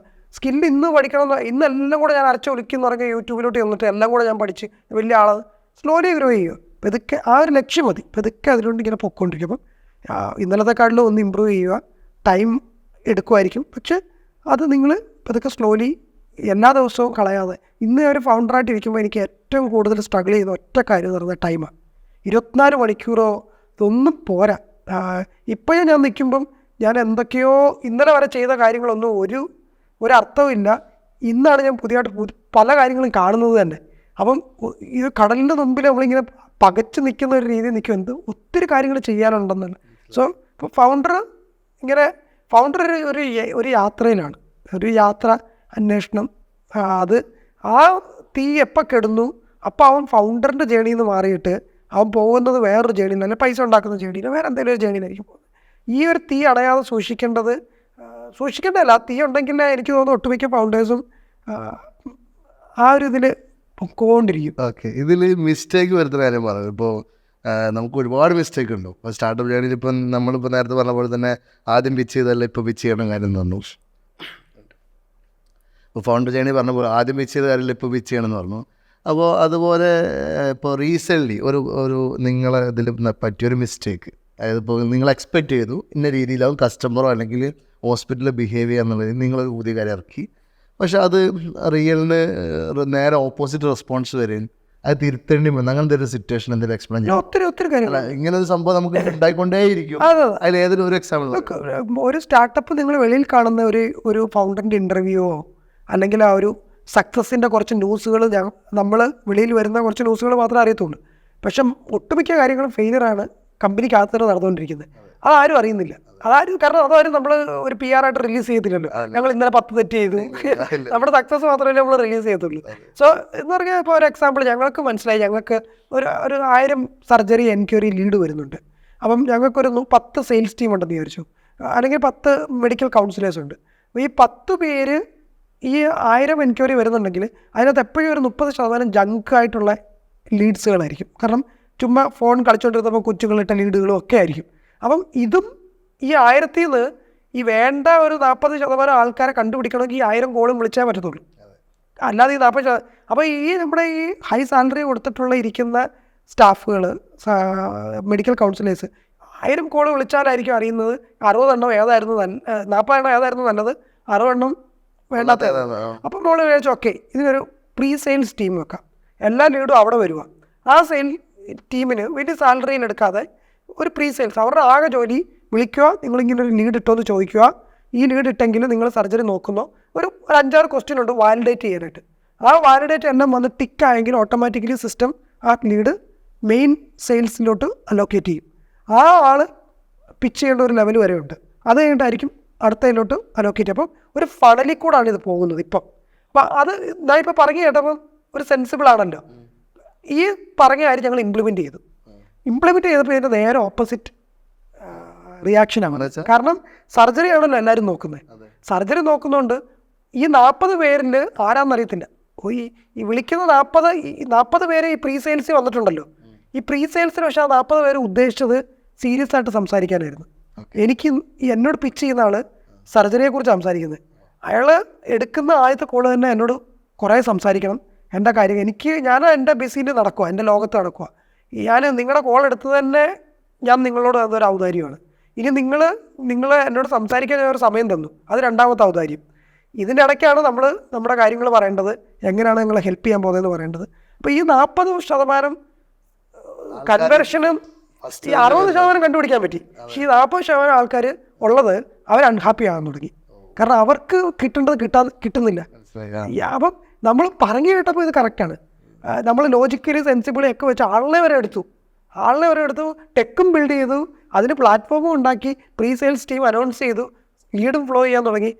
എല്ലാം നോക്കിയപ്പോൾ കൺവെർഷൻ എല്ലാം താഴെ പോകുന്നു. മനസ്സിലാകണ്ടേ എങ്ങനെയാണ് ഇത് പോകുന്നത്. പെട്ടെന്ന് നിർത്തി. സോൾവ് ചെയ്തതില്ല, ഒറ്റ ടീം തന്നെ വിളിക്കാൻ തുടങ്ങി. അപ്പം നമ്മൾ എല്ലാ ദിവസവും ഇങ്ങനെ ഓരോ കാര്യങ്ങൾ പരീക്ഷിക്കും. ചിലപ്പം ഒന്നല്ല ഞങ്ങൾ നോക്കാം. ഇത് നിങ്ങള് എടുക്കേണ്ട വലിയ പോയിന്റ് ആട്ടാ. ഇവര് ഫൗണ്ടേഴ്സിന് ഇതുപോലെ ഒരുപാട് മിസ്റ്റേക്ക് ഇല്ല. നമ്മൾ എക്സ്പെക്ട് ചെയ്യുന്ന സാധനയാവില്ല നടക്കുക. നമ്മൾ ചിന്തിക്കുന്നതും ഫൗണ്ടറിൻ്റെ ജേണി എന്ന് പറയുന്നത് ഇതിനകത്ത് ഒരു കാര്യമുണ്ട്. നമുക്ക് പ്ലാൻ ചെയ്തതായിട്ടുള്ളൊരു ജേണിയാണെങ്കിൽ നിങ്ങളൊരു ഫൗണ്ടർ അല്ല. അൺപ്ലാൻഡ് ആയിട്ടായിരിക്കും എല്ലാ കാര്യങ്ങളും വരുന്നത്. പ്ലാൻഡ് ആയിട്ട് നമുക്ക് എടുക്കാനുള്ള ഒരു മോഡൽ ഇല്ല. നമ്മൾ ചെയ്ത കാര്യം ആരും ഇതിനെക്കുറിച്ച് നമ്മൾ ചെയ്ത കാര്യം തന്നെ വേറൊരുത്തും ചെയ്ത് പരിചയമില്ല. കാരണം അത് തന്നെ നമ്മൾ ചെയ്ത് കഴിഞ്ഞാൽ നമ്മളൊരു യുണീക്നെസ് ഇല്ല. അപ്പം ഇപ്പം നിഖിൽ ചെയ്യുന്ന കാര്യം പറഞ്ഞ ചിലർക്ക് മനസ്സിലാത്ത പോലും ഇല്ല. പക്ഷെ നിഖിലിന് അറിയാം ഇതെവിടെ എത്താൻ പോകുന്നത്, അതിൻ്റെ ഒരു ഓപ്പർച്യൂണിറ്റി. സോ അതിൻ്റെ ഒരു വലിയൊരു ഗ്യാപ്പ് ഉണ്ട്. അപ്പം എല്ലാ ദിവസവും ഇപ്പോൾ ഫൗണ്ടറിനെ ഞാൻ പറയുന്നത് പറഞ്ഞാൽ എല്ലാം പ്ലാൻഡ് ഒരു SOP ആയിട്ട് ഇരിക്കുവാണെങ്കിൽ നിങ്ങളുടെ കമ്പനി ഒരു സ്റ്റാർട്ടപ്പ് അല്ല, നിങ്ങളുടെ കമ്പനി ഒരു കോർപ്പറേറ്റ് കമ്പനിയാണ്. അവിടെ ഒരു SOP ഉണ്ട്. അവിടെ ഇന്നലെ വരെയുള്ള പുതിയ മിസ്റ്റേക്കുകൾക്ക് അവർക്ക് പറ്റത്തില്ല. കാരണം ഒരു ഫാക്ടറി ആയി ഡിഫൈൻഡ്. ഇപ്പോൾ ചോക്ലേറ്റ് ഉണ്ടാക്കുവാണെങ്കിൽ ഇത്ര ഇൻഗ്രീഡിയൻറ്റ് പോകണം, എല്ലാം ഒരു ഡിഫൈൻഡ് ആണ്. ഇവിടെ അങ്ങനെയല്ല. നമ്മൾ തൊഴിലാളികൾ അത് ഏതാണ് ചെയ്യേണ്ടത്, ആരാണ് ചെയ്യേണ്ടത്, ഇവിടെ നമുക്ക് ആരും എന്ത് ചെയ്യണമെന്ന് അറിയില്ല. ഞാൻ കോൾ ചെയ്യും, ഞാൻ പോവും. ഇപ്പോൾ ചില ആൾക്കാരൊക്കെ ഇൻ്റർവ്യൂവിന് വരുമ്പോൾ ചോദിക്കും ഞാൻ എന്ത് ജോബാണ് ചെയ്യേണ്ടത്. അപ്പോൾ നമുക്ക് ആദ്യം നമ്മുടെ മൈൻഡിലുണ്ട് നീ എന്തും ചെയ്യാനായിട്ട് വന്നോളാൻ പറഞ്ഞ്. സോ ഒരു അൺപ്ലാൻഡ് ആയിരിക്കും എല്ലാം. ഒരു എക്സാമ്പിൾ പറയാം. കഴിഞ്ഞ ദിവസം ഒരു എക്സ്പീരിയൻഷ്യൽ HR ഇപ്പോൾ എന്നോട് ഇങ്ങനെ സംസാരിച്ചപ്പോൾ എന്നോട് പറഞ്ഞ് HR പോളിസി ഉണ്ടാക്കുന്നതും ഡിസിഗ്നേഷൻ അങ്ങനെ കുറേ കാര്യങ്ങൾ പറഞ്ഞു. ഞാൻ പറഞ്ഞ ഡിസിഗ്നേഷൻ അതിൻ്റെ അണ്ടറിൽ പോളിസി വെച്ച് 1 year അതിൻ്റെ മെഷർമെൻറ്റ് പെർഫോമൻസ് മെഷർ ചെയ്യുന്ന കാര്യം പറഞ്ഞത്. ഞാൻ പറഞ്ഞ് 2 മാസം മുന്നുള്ള പൊസിഷൻ അല്ല ഈ മാസം അവരെന്ത് പൊസിഷൻ എന്നുള്ളത് നമുക്ക് അറിയണ്ടാവില്ല. അവരുടെ ടാർഗറ്റ് മാറിയിട്ടുണ്ടാവും. ഒരു വലിയ കമ്പനിയിലാണെങ്കിൽ നമ്മളൊരു പൊസിഷനോട്ട് ഒരാളെ എടുത്തു കഴിഞ്ഞാൽ അദ്ദേഹം ആ കാര്യം അല്ലാതെ നമ്മൾ വേറൊരു കാര്യം എക്സ്പെരിമെൻ്റ് ചെയ്യാൻ കൊടുക്കാൻ പറ്റത്തില്ല. ഇവിടെ അങ്ങനെയല്ല. ഇവിടെ നമ്മൾ എടുത്തു. അപ്പോൾ ഇയാളുടെ ടാലൻറ്റ് ഇവിടെ അല്ലെങ്കിൽ നമ്മൾ വേറെ എടുത്തിട്ട് ട്രൈ ചെയ്ത് നോക്കും. ഓക്കെ, അത് ഇദ്ദേഹത്തിന് മാച്ച് ഉണ്ടാകും. കാരണം നമ്മൾ എടുത്തു, ഇനി നമ്മൾ അയാളെ റെസ്പെക്റ്റ് ചെയ്യണം. സോ 2 നമ്മുടെ അൺപ്ലാൻഡ് ആണ്. 3 നാളെ എന്തൊക്കെയാണ് ഹിറ്റ് വരാൻ പോകുന്നത് നമുക്കറിയത്തില്ല. അപ്പം എല്ലാ സമയത്തും ഇങ്ങനെ പ്രിപ്പയർഡായിട്ട് ഉണർന്ന് ഇതിലേക്ക് ഞാൻ ഹോണസ്റ്റായിട്ട് ഞാൻ പറയുകയാണെങ്കിൽ, ആത്മാർത്ഥമായിട്ട് പറയുകയാണെങ്കിൽ, ഫൗണ്ടർ ആകുന്നതിന് മുമ്പേ ഉള്ള ആ ഉറക്കം ഫൗണ്ടർ ആയി കഴിഞ്ഞിട്ട് കിട്ടൂല. കാരണം എൻ്റെ സ്റ്റാഫിന് റിസൈൻ ചെയ്തിട്ട് പോവാം, എനിക്ക് റിസൈൻ ചെയ്തിട്ട് പോകാൻ പറ്റത്തില്ല. ഇതിനൊരു റെസിഗ്നേഷൻ ഇല്ലല്ലോ. എനിക്ക് മടുത്തു എന്ന് പറഞ്ഞിട്ട് പോകാൻ പറ്റുമോ? 160 പേര് അവിടെ ഉണ്ട്. ആ ഒരു ചിലവത്തെ ആലോചിക്കും മറ്റുള്ള കമ്പനിയിലൊക്കെ എത്ര വട്ടം ഞാൻ റിസൈൻ ചെയ്തിട്ട് പോയത്. എനിക്ക് വേറൊരു ഓപ്പർച്യൂണിറ്റി ആണല്ലോ, അല്ല കുറച്ച് സമാധാനം വേണമെന്ന് പറഞ്ഞ് ഫോൺ ഓഫ് ചെയ്ത് മാറി നിൽക്കാം. ഇവിടെ അത് പറ്റുമോ? ഇവിടെ ഒന്നും പറ്റില്ല. സോ ഇതൊരു വേറൊരു ജേണിയാണ്. എല്ലാവർക്കും ഫൗണ്ടർ ആകാൻ പറ്റത്തില്ല. ആൾക്കാർ എല്ലാവരും സ്റ്റാർട്ടപ്പ് എന്ന് പറഞ്ഞൊരു എന്നാ വലിയ വേർഡ്, ബസ് വേർഡ് ആയതുകൊണ്ട് ഫൗണ്ടർ എന്ന് പറയുന്നത് ഒരു ജോലി ഇല്ലെങ്കിലും പറയാൻ പറ്റുന്നൊരു വേർഡാണെന്ന് പറയാൻ പറ്റുന്നു. ഞാൻ ഒരു ഫൗണ്ടറാണ്, ഒരു സ്റ്റാർട്ടപ്പ് ഉണ്ടെന്ന് പറഞ്ഞ് ഇറങ്ങരുത്. ഒരു ഒരു ഒരു ഒരു വലിയ സ്ട്രഗിൾ. അയാൾ ഉള്ളിലൊരു 100% കരങ്ങിട്ടായിരിക്കും വെളിയിൽ നിങ്ങളോട് ചിരിക്കുന്നത്. ആ ചിരി അയാളുടെ സ്ട്രഗിളും കാര്യങ്ങളും ഒക്കെ ഒത്തിരി ആയിരിക്കും. അപ്പം ഓരോ പരാജയങ്ങളും എല്ലാ ദിവസവും. അപ്പോൾ ഞങ്ങളുടെ ഓഫീസിൽ എത്രയോ ഞങ്ങളുടെ പേരിൻ്റെ കാര്യം നമ്മൾ മുമ്പ് പറഞ്ഞ പോലെ എത്ര വട്ടം പേര് മാറ്റിയെന്ന് പറയും. കാരണം ഞങ്ങൾ ഒന്നിട്ടൊരു പേര് ഞാൻ പറയാം, plan my med. Plan my med. അപ്പം കേൾക്കുമ്പോൾ അത് നമ്മൾ ഭയങ്കര നല്ല ക്യൂരാണ്. ആദ്യം ഫൗണ്ടർ ആകുമ്പോൾ നമുക്ക് എന്താണെന്ന് പറയാം, പേര് വേണം, URL ബ്ലോക്ക് ചെയ്യണം, ഇതിനൊരു ലുക്ക് വേണം. ആർക്ക് വേണ്ടി സോൾവ് ചെയ്താൽ അറിയത്തില്ല, ആർക്കാണ് ഈ പ്രോബ്ലം അറിയത്തില്ല, എൻ്റെ ഈ പൈസ അത്ര കിട്ടുമെന്ന് അറിയത്തില്ല, എൻ്റെ ഈ പേര് കണ്ടിട്ട് എല്ലാവരും വരണം. ഇതൊക്കെയാണ് നമ്മുടെ ഒരു ആഗ്രഹം. ഇപ്പോൾ ഞാൻ അല്ലെങ്കിൽ ഇതുവരെ സ്റ്റാർട്ടപ്പ് ചെയ്യാത്തൊരാൾ മൈക്കെയറിനെ വെല്ലുന്ന ഒരു പുതിയ സ്റ്റാർട്ടപ്പ് ബിൽഡ് ചെയ്യാമെന്ന് വയ്ക്കുക എന്നാണ് ആഗ്രഹിക്കുന്നത്. ഓക്കെ, മൈക്കെയറിന് കോമ്പീറ്റ് ചെയ്യുന്ന രീതിയിലൊരാൾ വരണം. അയാൾ എന്ത് ആക്ഷൻ എടുക്കണം? മൈക്കെയറിന് എങ്ങനെ അല്ല അങ്ങനെ വരണമെന്ന് തന്നെയാണ് പറയുന്നത്. കാരണം കോമ്പറ്റിറ്റീവായിട്ട് മുമ്പിൽ ഒരാൾ അയാൾ എന്ത് ആക്ഷൻസ് എടുക്കണം? ഫസ്റ്റ് അയാളെ നമ്മൾ എന്ത് ആക്ഷൻ എടുക്കണമെന്നാണോ? അല്ല, അയാൾ എന്ത് ആക്ഷൻ എടുക്കണം എന്നാണ് പറഞ്ഞു കൊടുക്കുന്നത്. അയാൾക്ക് നിങ്ങളെ ചെയ്യണം. നമ്മൾ ഡെഫിനറ്റ്ലി അയാളെ പ്രോത്സാഹിപ്പിക്കും. കാരണം 2-3 കാര്യങ്ങളുണ്ട്. ഒന്ന്, ഇന്ത്യയിലെ 2% 2030 ആകുമ്പോൾ BCG ബോസ്റ്റൺ കൺസൾട്ടൻസി റിപ്പോർട്ട് അനുസരിച്ച് 5% ഇന്ത്യയിലെ ആൾക്കാർ ഡിജിറ്റൽ ടെക്കിൽ കൂടെ ആയിരുന്നു സർജറി ചെയ്യാൻ പോകുന്നത്. 5% എന്ന് പറയുന്നത് ഒരു $6-7 ബില്യൺ ഇൻഡസ്ട്രിയാണ്.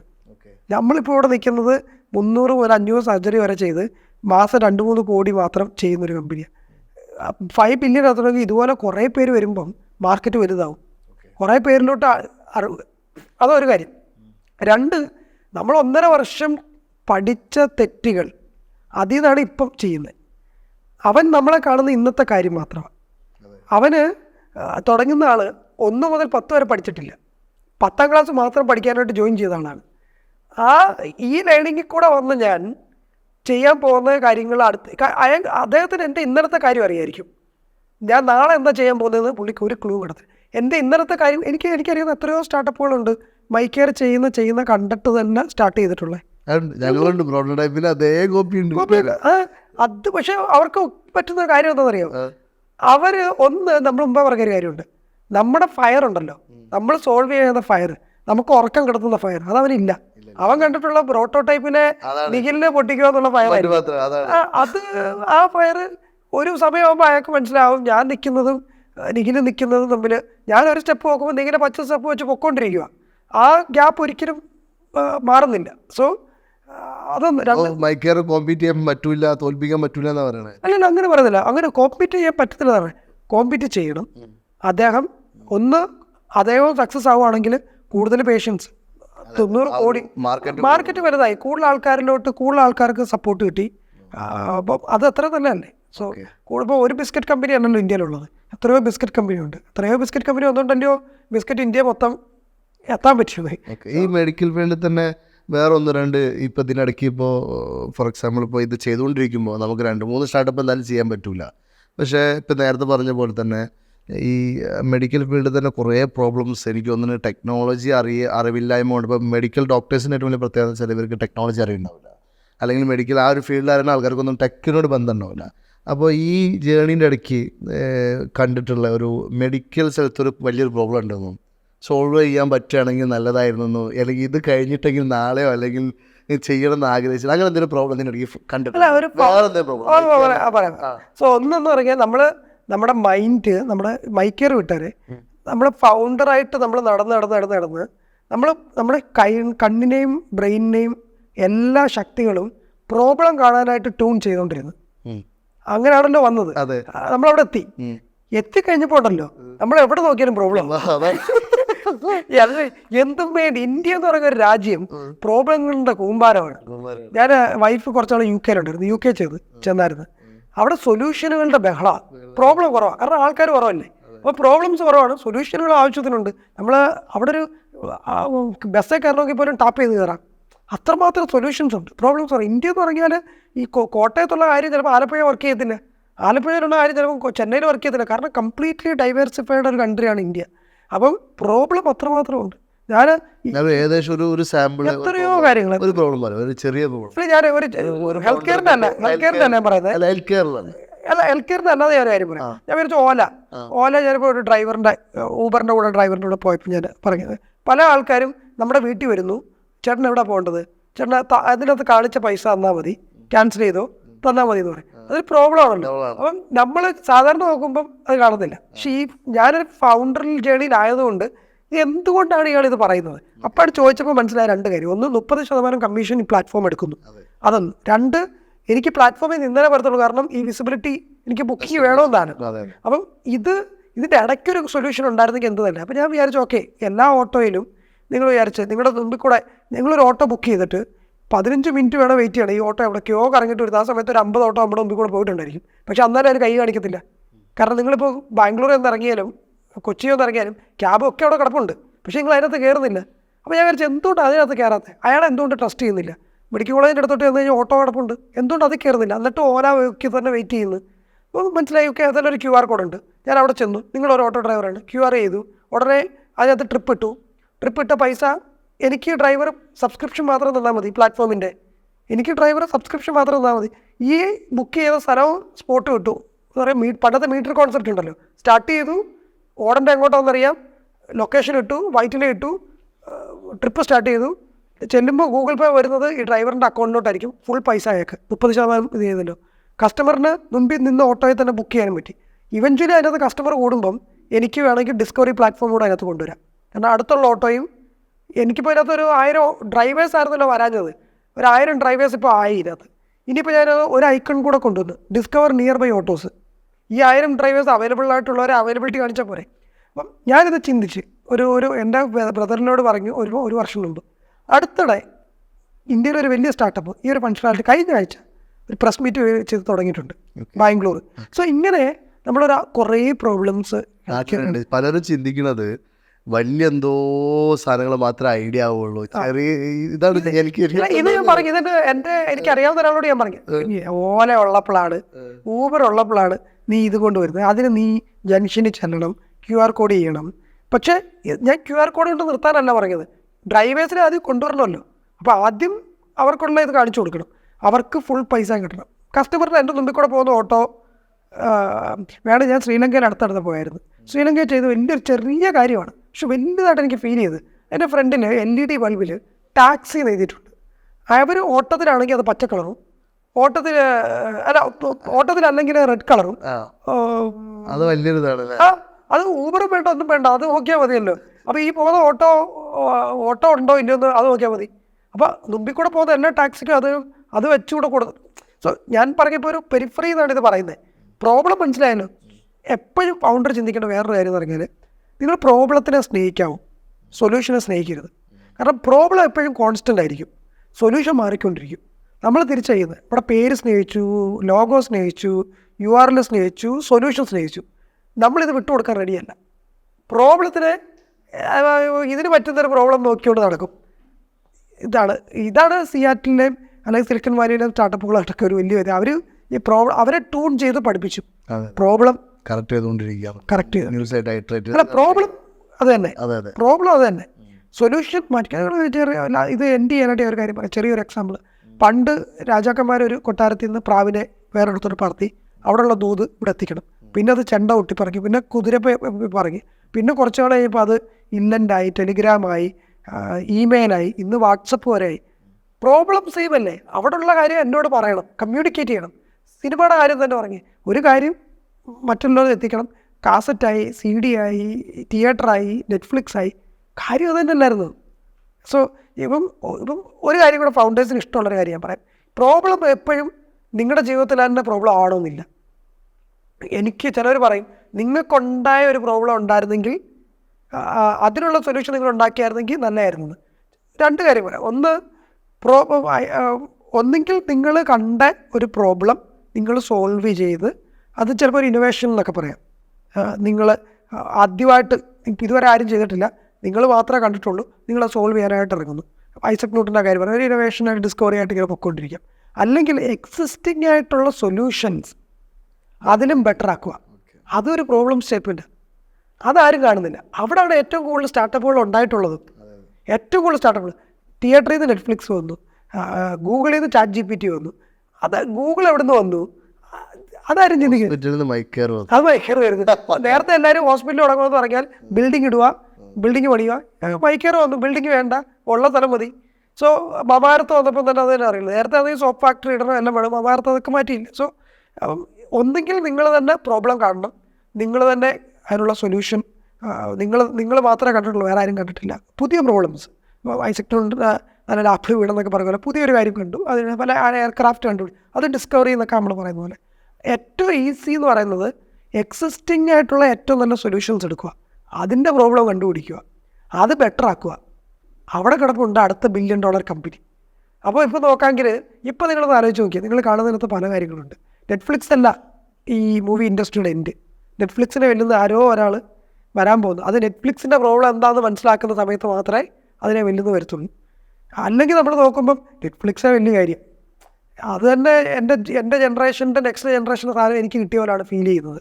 സ്റ്റീവ് ജോബ്സിന് എന്തുകൊണ്ട് ആപ്പിൾ എല്ലാവരും യൂസ് ചെയ്യുന്നത്? ടച്ച് ഇല്ലാത്ത സമയത്താണ്. സോ എക്സിസ്റ്റിംഗ് ഫോണുകളൊന്നും ഉണ്ടല്ലോ, മൊബൈലൊന്നും ഉണ്ടല്ലോ. സോ അതിൻ്റെ ബെറ്റർ അതിന് എനിക്ക് തോന്നുന്നത് ഈ ഒരു ഫ്രെയിം വർക്കൊക്കെ ചിന്തിക്കാമെങ്കിൽ സ്റ്റാർട്ടപ്പ് തുടങ്ങാൻ ആഗ്രഹമുള്ളവർക്ക് ഒരു വലിയ ഉപകാരമാകുന്നൊരു കാര്യമാണ് ഇപ്പോൾ ഈ പറഞ്ഞത്. എക്സിസ്റ്റിംഗ് സൊല്യൂഷൻ എടുക്കുക, അതിൻ്റെ ബെറ്റർ ഏതാണെന്ന് നോക്കുക, അതിൻ്റെ പ്രോബ്ലം മനസ്സിലാക്കുക, അത് ബെറ്റർ ആക്കുക. നിങ്ങൾ തുടങ്ങുന്നത് എഡ്യൂക്കേഷൻ സിസ്റ്റം എന്ന് പറയുന്നത് തന്നെ ഒരു ബ്രിക്ക് ആൻഡ് മോട്ടർ സിസ്റ്റത്തിലോട്ട് ഇരുന്നിടത്തു നിന്ന് മാറി വേറൊരു നിരത്തിലോട്ട്. അത് പറയുമ്പോൾ ചിലപ്പോൾ ആരും അങ്ങനെയുള്ള പ്രോബ്ലം നമ്മൾ കണ്ടുപിടിക്കുമ്പോണ്ടല്ലോ ഏറ്റവും കൂടുതൽ വരാൻ പോകുന്ന റിജക്ഷൻസ് ആയിരിക്കും. കാരണം പ്രൂവ് ചെയ്തൊരു മോഡൽ ഇവിടെ ഉണ്ട്. തിയേറ്റർ, നെറ്റ്ഫ്ലിക്സ് എന്ന് പറഞ്ഞു കഴിഞ്ഞാൽ നിങ്ങൾക്ക് എവിടെ നിന്ന് വേണമെങ്കിലും സിനിമ കാണാം, എപ്പോൾ വേണമെങ്കിലും സിനിമ കാണാം. തിയേറ്ററിൽ പോകണമെങ്കിൽ ഇത് നെറ്റ്ഫ്ലിക്സ് കണ്ടുപിടിച്ചാൽ എന്ത് ചിന്തിച്ചാണ്? തിയേറ്ററിൽ പോകണമെങ്കിൽ പോപ്കോൺ മേടിക്കണം, 2 മണിക്കൂർ മുമ്പ് വരണം, പാർക്കിങ് കിട്ടണം, അവിടെ എൻ്റെ 2 മണിക്കൂർ ബ്ലോക്കായി, ഇതിൻ്റെ ഇടയ്ക്ക് ഒരു കോൾ വന്നു കഴിഞ്ഞാൽ ഞാൻ പോകണം. സോ അത് കണ്ടവൻ്റെ ഒരു ഈ ഊബർ ടാക്സി അവിടെ ഉണ്ടല്ലോ. ഇത് നമ്മൾ ചെന്നൈയിൽ ഞാൻ ആദ്യമായിട്ട് പോകുമ്പോൾ അവിടെ ഏറ്റവും കൂടുതൽ കാണുന്ന ഫാസ്റ്റ് ട്രാക്ക് എന്ന് പറയുന്ന ക്യാബുകളായിരുന്നു. ഒരാൾ തന്നെ കുറേ ക്യാബുകൾ, 1000ഓളം ക്യാബുകൾ മേടിച്ചു. നമ്മളവിടെ വിളിക്കണം, അവിടുന്ന് ഒരു SMS വരും. ആ SMS-നകത്ത് ക്യാബ് എപ്പോൾ വരുമെന്നുണ്ട്. എത്ര പെട്ടെന്നാണ് ഓല വന്നിട്ട് അത് ഒരു ക്യാബും മേടിക്കാതെ ഒരു ടെക്നോളജി പ്ലാറ്റ്ഫോം മാത്രം ഉണ്ടാക്കി അത് സ്കെയിലായി പോയി. അതാണ് ആ സ്കെയിലബിലിറ്റി എന്ന് പറയുന്നതും. സോ എക്സിസ്റ്റിംഗ് ആയിട്ടുള്ള സൊല്യൂഷൻസ് ഉണ്ടായിരുന്നു, അതിനെ ബെറ്റർ ആക്കുക. സോ അത് ആ ഫാസ്റ്റ് ട്രാക്കിൻ്റെ ഓർഡറിന് വേണമെങ്കിൽ നമ്മൾ അതേ സൊല്യൂഷനാണ് ഏറ്റവും ബെസ്റ്റ് എന്ന് പറഞ്ഞ് ഇരുന്നത്. ഇപ്പം ഞാൻ ചെയ്യുന്ന മൈക്കെയറും ഇന്ന് ഞാൻ ചെയ്യുന്ന സൊല്യൂഷനാണ് ഏറ്റവും ബെസ്റ്റ് എന്ന് പറഞ്ഞ് ഞാൻ അത് കണ്ട് ഉറങ്ങാൻ പോയി കഴിഞ്ഞാൽ എന്നെ കോമ്പീറ്റ് ചെയ്ത് നടത്താൾ വരും. ഞാൻ ഇത് ഇച്ചിലൂടെ ചിന്തിക്കണം. ഇത് സ്കെയിലാവുമ്പം വരുന്ന കാര്യങ്ങൾ, പ്രശ്നങ്ങൾ അത് സോൾവ് ഇപ്പം അതിനൊരു എൻഡില്ല. അതാണ് ഇപ്പോൾ ഒരു ഫൗണ്ടറിൻ്റെ ക്യൂരിയോസിറ്റിയും. ഒരു എൻഡില്ലല്ലോ. അത് എല്ലാ ദിവസവും നമ്മൾ ആ സ്കെയിൽ കാണുന്നു, എല്ലാ ദിവസവും ആ പ്രോബ്ലം പിന്നെയും കാണുന്നു, അത് സോൾവ് ചെയ്തുകൊണ്ട് പൊയ്ക്കൊണ്ടിരിക്കുന്നു. ഇനി എനിക്ക് ചോദിക്കേണ്ട വെച്ചാൽ ഇത് കേട്ടിരിക്കാനാണ് കുറേ ഉണ്ട് കേൾക്കാറ്. അപ്പോൾ ഒരുപാട് കഥകളുണ്ട്. ഇനി നിങ്ങളെന്താ ചെയ്യേണ്ടതെന്ന് വെച്ചാൽ സെനുവിനോട് ഒരുപാട് ഇതേപോലെ നിങ്ങൾക്ക് ഒരുപാട് കാര്യങ്ങൾ ചോദിക്കാനുണ്ടാവും. അപ്പോൾ ചോദിക്കേണ്ടതൊക്കെ നിങ്ങൾ കമൻറ്റ് ചെയ്യുക. ക്വസ്റ്റ്യൻസ് ആയിട്ട് കമൻറ്റ് ചെയ്ത് കഴിഞ്ഞാൽ മേ ബി അടുത്തൊരു ക്വസ്റ്റ്യൻ കൂടി കേൾക്കുമ്പോൾ നിങ്ങൾക്ക് അടുത്തൊരു ക്വസ്റ്റ്യൻ ചോദിക്കുന്നത് എന്താണെന്ന് വെച്ചാൽ, അതായത് അടുത്തൊരു നെക്സ്റ്റ് ഒരു മേ ബി ഒരു നെക്സ്റ്റ് 1 or 2 ഇയറിൽ നിങ്ങൾ മേജറായിട്ട് എടുക്കാൻ പോകുന്ന ഒരു 1-2 ഡിസിഷൻ ഉണ്ടാവില്ല, അല്ലേ? ഇങ്ങനെ ചെയ്യാം, അല്ലെങ്കിൽ ഇങ്ങനെ പ്ലാൻ ഇങ്ങനെ കൊണ്ടുപോകാം എന്നുള്ള രീതിയിൽ. അപ്പോൾ അതെന്താണെന്നാണ് പറയാൻ പോകുന്നത്. അപ്പോൾ അതും കേട്ടിട്ട് നമുക്കൊരു 1 year or 2 year കഴിഞ്ഞിട്ട് ഒരു ഡിസ്കഷനും കൂടി സമയം ഉണ്ടെങ്കിൽ നമുക്ക് ആ സമയത്ത് നമുക്ക് നോക്കാം. നിങ്ങൾ ബിസി ആകാതിരുന്നെങ്കിൽ അതെ, നമുക്ക് ഡിസ്കഷൻ വീണ്ടും സെനു സാമിനെ നമുക്ക് കൊണ്ടുവരാൻ ശ്രമിക്കാം. കൊണ്ടുവന്നു കഴിഞ്ഞാൽ നമുക്ക് നിങ്ങളിപ്പോൾ കമൻറ്റ് ചെയ്യുന്ന എല്ലാ ക്വസ്റ്റ്യൻസും ഞാൻ എടുത്തിട്ട് ചോദിക്കും. അതേപോലെ തന്നെ ഈ പറയാൻ പോകുന്ന, അതായത് ഇനി ആക്ഷൻസ് ആയിട്ട് എടുക്കാൻ പോകുന്ന അതിൻ്റെ ഗ്രോത്തൂടെ നമ്മളിപ്പോൾ പ്രതീക്ഷിക്കുന്ന 2-3 കാര്യങ്ങളുണ്ടാവും. അതാണോ അടുത്ത 2 വർഷം കഴിഞ്ഞിട്ട്, അത് വലിയൊരു എക്സ്പെരിമെൻ്റ് ആണ്. നമ്മളിപ്പോൾ പ്രതീക്ഷിക്കുന്നതും കഴിഞ്ഞിട്ടുള്ളത് ശരിക്കും അതിൻ്റെ ഫ്ലോ നോക്കി ശരിക്കും മനസ്സിലാവാനും പറ്റും നമുക്കത്. അതുകൊണ്ട് ചോദിക്കും. അപ്പോൾ എന്താണ് അങ്ങനെ എന്തെങ്കിലും വലിയ പ്ലാനുകൾ ഉണ്ട്? ഒന്ന് നമ്മളുടെ ഓക്കെ, സോ ടീം ഇപ്പം വളരെ ഗ്രോ ചെയ്തുകൊണ്ടിരിക്കുകയാണ്. ഓക്കെ, ഇന്ന് എൻ്റെ സ്റ്റാർട്ടപ്പിൽ ഏറ്റവും കൂടുതൽ ഞാൻ സ്നേഹിക്കുന്നത്, എൻ്റെ എല്ലാത്തിനേക്കാളും സ്നേഹിക്കുന്ന എൻ്റെ ടീമാണ്. അപ്പോൾ ആ ടീം സ്കെയിൽ ചെയ്തുകൊണ്ടിരിക്കുന്നു. അപ്പോൾ അതിനനുസരിച്ച് ഗ്രോത്ത് സ്കെയിൽ ചെയ്യണം. അപ്പം ആ ടീമിൻ്റെ ഒരു കൾച്ചറുണ്ട്. അവരെ 1-2 ഞാൻ പറയാം. ഒന്ന്, അവരിൽ ഇന്ന് കേരളം കണ്ടതിൽ അല്ലെങ്കിൽ ഇന്ത്യ കണ്ടതിൽ ഏറ്റവും നല്ല എക്സൈറ്റ്മെൻറ്റും കൾച്ചറും ഉള്ളൊരു ടീമായിട്ട്, ഫൺ നിറങ്ങിയൊരു ടീമാക്കണം. സോഷ്യൽ മീഡിയയിലൊക്കെ ഫണ്ട് എല്ലാ ദിവസവും അപ്പോൾ ചിലവർ ചോദിക്കുന്നുണ്ട് ഈ ഇൻ്റർവ്യൂവിന് വരുമ്പോൾ ഇവിടെ ഡാൻസ് ആണോ ഏറ്റവും കൂടുതൽ? കാരണം എല്ലാ ദിവസവും റീല് ഡാൻസ് മാത്രമേ ഉള്ളൂ.